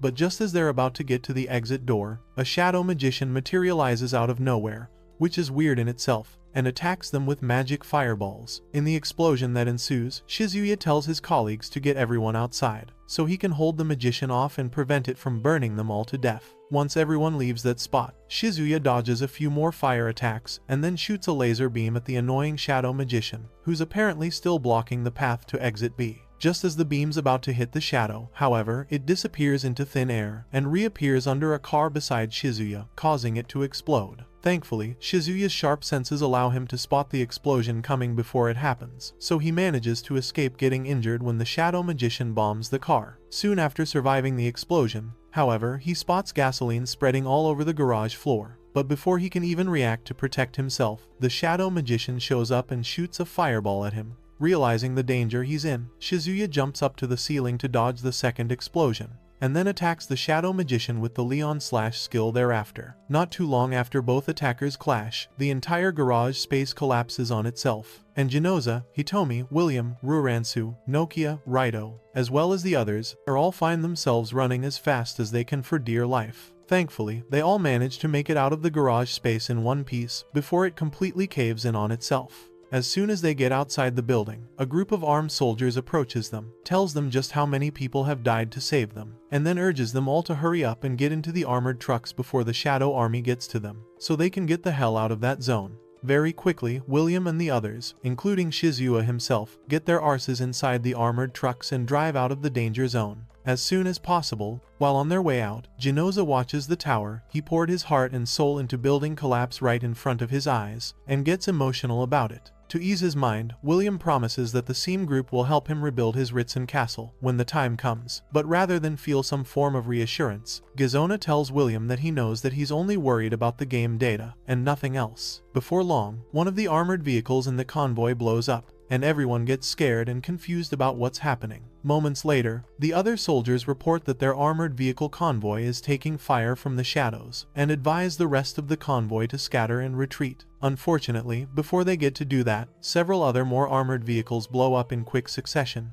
and, soon enough, the very cause of the explosion, a shadow creature Shizuya calls an Elder Shadow, descends on the street in a bright yellow glow of energy. About a minute after the Elder Shadow shows up front, the soldiers notice and open fire at it. The moment Shizuya realizes that bullets don't work on the monster's armor, he prepares his mind and decides to fight the monster with the other elite keepers. Around that same time, the Elder Shadow draws its energy sword and kills off a few soldiers shooting at it. At this point, after having seen the extent of the monster's power, Shizuya stops the soldiers from shooting any more bullets and instead tells them to leave everything to the professionals. Once the stage is set, William gives the call, and Saito instantly sets up a mana shield to protect his friends. Not too long after he sets up the mana shield, the Elder Monster easily destroys the mana shield in a single attack, and this causes even Saito to be amazed by the monster's incredible power. Before making their next move, however, Hashida moves in to attack the Elder Shadow with his fire because he thinks there's no point in defending. To his dismay, just as he's about to land his attack, the Elder Shadow deflects and injures the heck out of the oblivious fool. Following this, Shizuya stops his colleagues, just as they're about to charge in to attack the Elder Shadow, and then reminds them that they have no chance of winning if they just charge in recklessly. So, instead of risking their lives in a pointless battle, he advises that they hold the enemy back, so everyone can escape, and then escape afterward. Once Shizuya gets the others' approval, he charges at the Elder Shadow with his rapid mana attack, and works with Raito, Nokia, and Yuki to distract the Elder Shadow, while the other VIPs escape behind the scenes. For the next few minutes, this actually works, because while Shizuya and the others keep the monster busy, Genoza, William, and Hitomi all make a run for Haven. Unfortunately for them, just before they manage to escape the monster's sight, the Elder Shadow figures out Shizuya's plan and locks its eyes on Genoza and the other VIPs running further away from it. To stop them from getting away, the Elder Shadow dashes toward all of them as quickly as it can.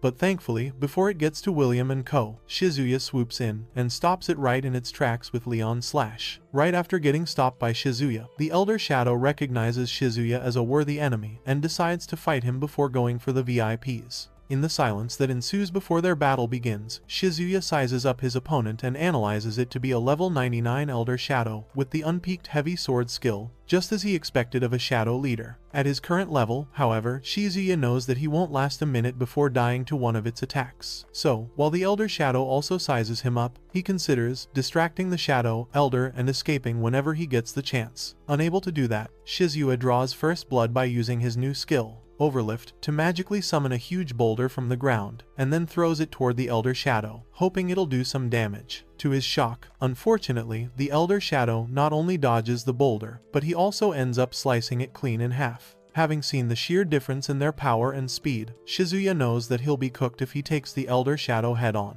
As such, he makes a run for one of the buildings around him, so he can use it for protection, only to end up getting attacked by the Elder Shadow's sword strike, who instantly sees through his plan. Sensing the danger he's in, Shizuya does his best to absorb as much energy as he can from the Elder Shadow's attack. But unfortunately, the tremendous power from the single slash of the Shadow's sword completely splits the skyscraper where he's hiding in half. Soon after seeing the building collapse on Shizuya, Yuki screams out his name and rushes toward the monster to fight him. Luckily for her, before she makes the gravest mistake of her life, Saito pulls her back just in time to advise her not to do it. With no other options left, Saito tells his people to get ready to retreat before more enemies arrive. But Nokia, recognizing his honor as an oath keeper, refuses to go yet because he can't just abandon a comrade. Hearing this, Saito talks some sense into their heads, reminding them that they have a duty to protect those who are alive, all while regretting Shizuya's death, and ultimately ends up convincing them to return and protect those who are still alive: William, Hitomi,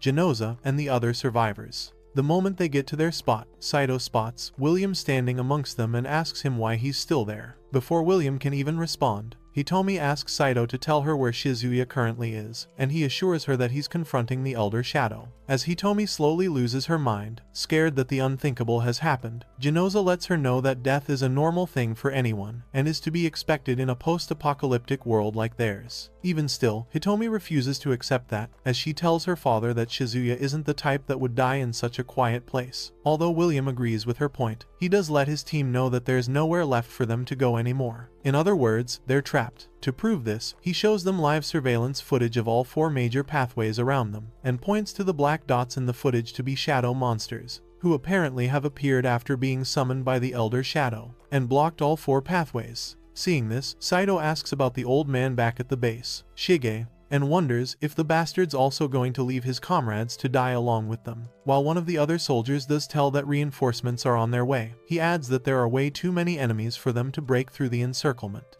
Just as the whole group's about to give up on everything, William offers a way out of this situation alive, but to do that, he turns to Genoza and tells him that he'll need his power. Once Genoza urges him to explain his plan, so he can help, William suggests that they can either install the data into the circuit device and maximize its energy by transplanting it into a live human, or die with no other hope left. That being said, William asks Genoza if he'll willingly provide the circuit. And Genoza, upon listening to the disappointing rumors spreading amongst his personnel at the time, eventually decides to provide all the data they need. With that settled, William moves on to tell everyone that they'll need a human sacrifice from the group to take in the circuit device so they can successfully release all that energy in one go. When Genoza asks why, William explains that since they don't know the effects the device will have when released, seeing as the circuit still has too many unknown factors, they can't be sure that the first person to absorb the energy won't go berserk, all the more reason why they need the human sacrifice. Upon adding the other dangerous details of the experiment, William asks the crowd if there's anyone who'd like to volunteer to be the lab rat. And for the first few minutes, Hoshida, Raito, Yuki, Nokia, and even Saito all opt to sacrifice their lives to save the others and obtain absolute power. Just as the Oathkeepers are about to argue, Hitomi speaks from her wheelchair and decides to be the lab rat. Since literally half her body is useless, Hitomi feels as if the piece of junk succeeds, then she might be able to stand up again. So, while they work on downloading the data inside her, the Elder Shadow, who's still searching for Shizuya in the debris, continues smashing everything around, hoping to find Shizuya's body. Eventually, when the monster comes up with nothing, it lets out a huge scream to vent its frustration, and continues searching. Meanwhile, Genoza, after finding out about his daughter's decision to become the human sacrifice, refuses to let her go just yet, because of his love for her as a father. In her defense, however, Hitomi tells him she'd rather be of use to someone, even with her body, and risk dying in the process, than living knowing she could have done something to stop the tragedy. In other words, she's the best suited person needed for the human sacrifice. After a brief silence, just as Genoza's about to say something, Shizuya appears from nowhere, covered in debris, and lets them all know that sacrificing Hitomi isn't going to work in the first place. The moment they all realize Shizuya's the one talking, William welcomes him to the land of the living. But Shizuya, while ignoring his greetings, moves to tell the bunch that the only person who can save them all from the situation they're currently trapped in is none other than Genoza. When Genoza acts shocked to hear this, Shizuya adds that he must have felt the shadow monsters coming right for him, but despite suspecting this, Genoza plays the fool and asks Shizuya to explain whatever he's yapping about. Around this time, Genoza's own employees start blaming him to be the cause of the mess they're in, with some calling him names, and others even threatening to beat him up. To avoid wasting time with all that crap, Shizuya shuts everyone up and begins his explanation to William, who asks him why he's choosing Genoza, by telling him how strikingly similar the shadow events in their world are to those of Azure Land. Following that, Shizuya tells William that the final goal for any player who enters a dungeon is the boss of that dungeon, and so, in their case, Genoza is the boss of Kaijo City. Hearing this, William asks him why he thinks Genoza is the boss of Kaijo, even when he's neither in the government, military, nor amongst the wealthiest in the country, and Shizuya tells him it's all because he has what the shadows want, the game data. That being said, Shizuya tells William that if they can transplant the circuit into Genoza and install all the data, he will definitely become the Demon King of Thunder. Having heard everything Shizuya just said, Genoza sits his arse down on the ground, laughs his arse off, and then tells William and Shizuya that this must be karma coming back to bite him in the butt. Although confused by his words, William tries to get him to calm down, since the future of the city is in his hands, but Genoza, upon gathering his thoughts, tells them that he knows he's just getting what he deserves because he's the one who pushed Kaijo City to that point. As both dudes stare in confusion, Genoza reveals that, about a year ago, a mysterious man approached and asked him to sell him the data for Azure Land at a very ridiculous price. Naturally, he was suspicious of this man,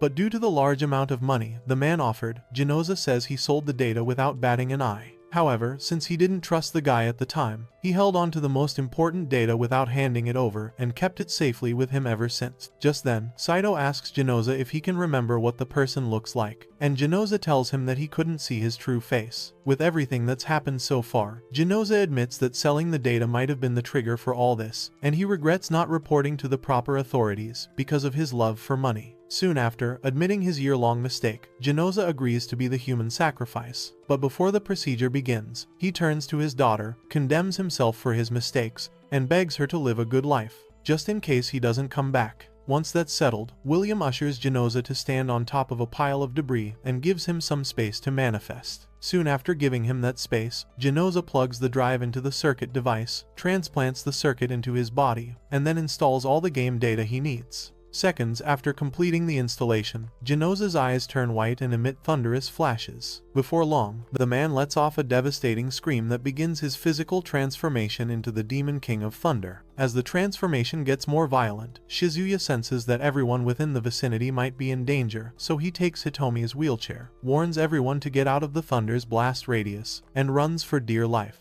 Moments later, after the violent thunderstorms and lightning die off, William and the others return to their initial spot to check up on Genoza. As the new demon deity of thunder emerges from the light, Shizuya and William congratulate him for carving his name into the annals of history. At that same moment, the Elder Shadow, who's not too far away, notices the familiar light blue glow in the distance and realizes that a new, much stronger enemy has appeared. With no time to waste, he dashes toward the source of that light and soon appears at Genoza's spot. As soon as they all spot the Elder Shadow coming, William calls Genoza, who's just chilling as the new thunder deity, and tells him it's his turn to show this bastard who the real boss is. As Genoza walks toward his first enemy, Hoshida asks the others if Genoza, someone without real combat experience, can win, even if he looks strong, and Yoki told him that the Thunder King has a ton of combat experience, so there's nothing for them to worry about. Shortly after receiving his orders, Genoza tells everyone to stay where they are, as he slowly walks toward the Elder Shadow after receiving his weapon,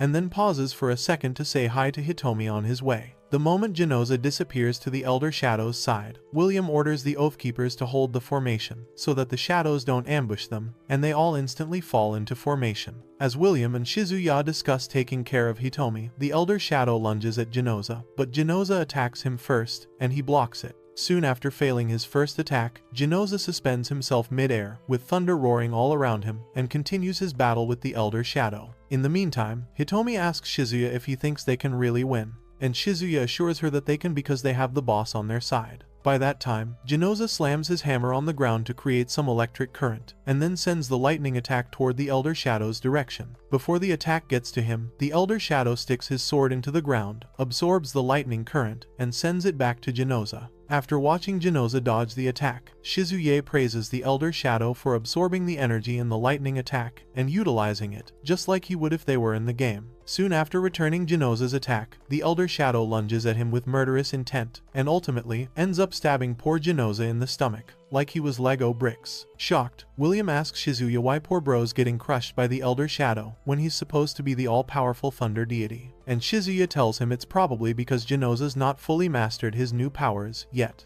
Scared that Shizuya might be right, William asks him what he thinks they can do now, and Shizuya tells him that he doesn't even know. Shortly after getting stabbed by his enemy, Genoza goes on his knees, bleeding profusely, and waits for the Elder Shadow to decide his fate. As the Elder Shadow raises his sword to finish Genoza off, Hitomi screams as loudly as she can, almost as if telling her dad to get a grip and keep fighting, and Genoza, fueled by his daughter's painful scream, suddenly recalls all the times he's failed her as a father in the past. As the pain of young Hitomi's hate floods his mind, Genoza's light blue eyes develop a crimson hue, and almost instantly, he gets the confidence to keep fighting. While apologizing to Hitomi for all the pain he's caused her back when she was younger, Genoza unleashes a huge lightning energy burst, distracting the Elder Shadow, and forcing him to retreat for a while, and then gets back on his feet to fight the bastard for real this time. The moment Shizuya notices that spark in his eyes, he gets excited and encourages him to keep at it. In due time, Genoza powers up and breaks the Elder Shadow's shield with just one lightning hammer attack. Right after breaking and pushing the Elder Shadow to the floor, Genoza lunges at the Elder Shadow and pummels the bastard to mush in just one final attack. In the aftermath of the attack, Shizuya and everyone else pause for a second to observe, through the smoke caused by the explosion, the outcome of that final attack. After about a minute or two of silence, General Shige, the old military man,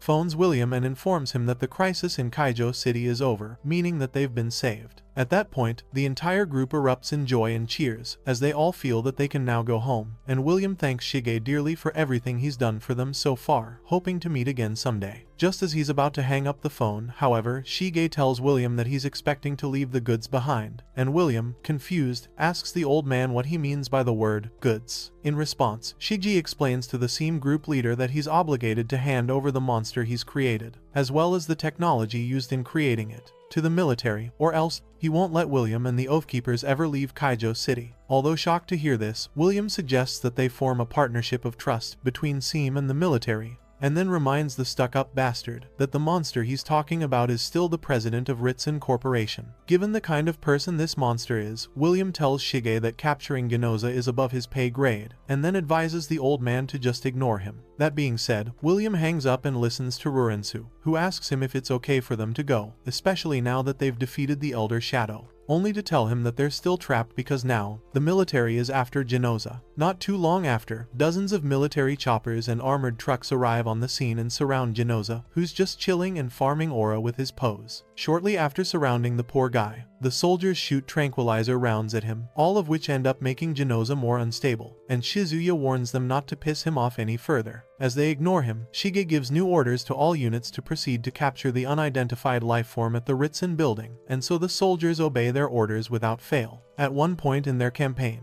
Hitomi reminds one of the soldiers that her father is the hero who saved Kaiju City, but even so, the soldier tells her they can't disobey orders from their superiors. Just as he's about to continue shooting Genoza, Shizuya warned the guy that the Thunder Lord is not an opponent they can do anything against. Still refusing to disobey orders, the soldier ignored him as usual and continued attacking the unidentified lifeform. Seconds later, the soldiers there pissed Genoza off well enough for him to retaliate. The moment Shizuya spots the spark of anger in his eyes, He warns the soldiers to abort now before they commit suicide, but by this time, it's already too late because Genoza unleashes his full wrath on these ignorant bastards. In just a few seconds, he destroys enough soldiers, trucks, and choppers to fill a small town. But despite all that, the stupid soldiers continue shooting pounds of bullets at his bulletproof armor. When the soldiers realize that bullets don't work, they switch to their armored tanks and other heavy artillery and shoot several heavy rounds just to take Genoza down. Genoza appears unscathed and unfazed, leaving the army puzzled and considering switching from heavy to heavier ammo rounds. Around this time,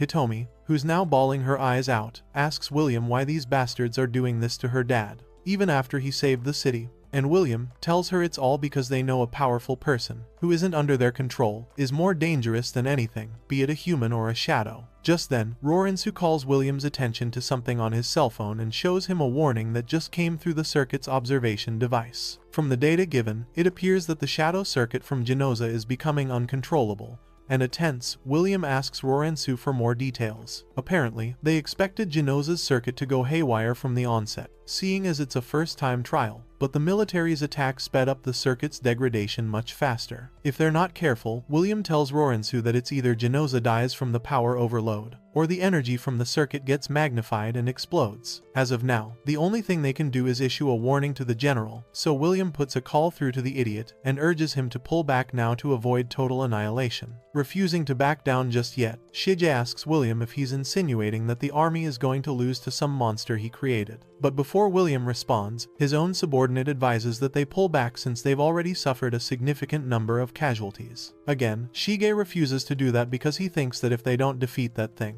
then people will think that the same group defeated the shadows in Kaiju City and make that group of sneaky Nimrods humanity's hope, while their military will be a laughing stock. With that said, the military continues attacking Genoza, who keeps calm and withstands all their attacks, until his madness becomes a little bit more obvious. By this time, Shizuya and Hitomi both witness Genoza transform into a much angrier monster that shoots lasers out from his forehead, like a cyclops, and stay as far away from him as possible. Not too long after, Genoza goes berserk, destroys all the choppers in the sky, and has the military forces on the ground, scared shitless of his next move. Before long, Shige's men realize that they're fighting a losing battle, and so they retreat as fast as they can to avoid getting wiped out. Once Genoza spots his useless attackers retreating, he gets even more pissed and fully loses control of his senses, bombing and destroying anything and everything he lays his eyes on. Having seen just how destructive Genoza's getting, Shizuya tells everyone around him that the Thunder Lord is already out of control, and if they don't do anything about Genoza's erratic behavior, then Kaiju could be wiped out in no time.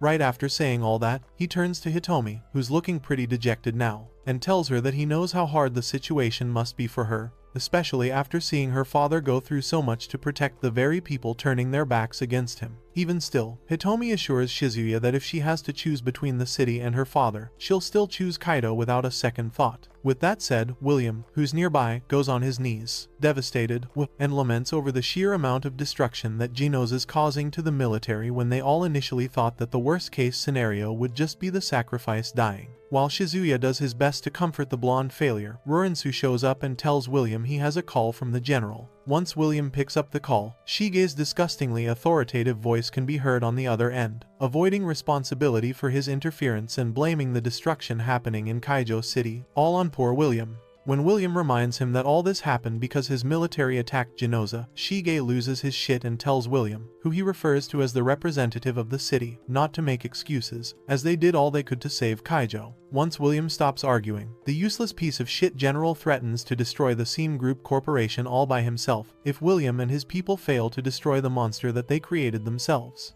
At this point, William crashes out in frustration, slams his phone on the ground, and then tells Rorensu, who asks for their next course of action, that they have to stop Genoza at all costs. To do this, William assembles all the Oathkeepers and explains the current situation to them before giving them a chance to opt out of what might seem like their final battle in this war. Upon hearing the clarity and sense of urgency in their boss's voice, Hoshida, Rado, Saito, and the others, except Shizuya, all agree to do whatever they can to stop Genoza and save Kaiju City. However, just as William is about to commence his operation, Shizuya objects to his plan to fight Genoza head-on, and explains to William, who asks him why he isn't fighting, that they definitely can't stop Genoza by themselves at that point. Explaining further, Shizuya lets the Oathkeepers know that if they're going to throw their lives away, then they should focus on evacuating the citizens first, and not just fighting a losing battle. Just as William's about to argue, Shizuya turns to the other Oathkeepers and asks them if they really want to be sacrificed. After a brief pause, Shizuya convinces them even further by saying that they can still clear up misunderstandings if they're alive.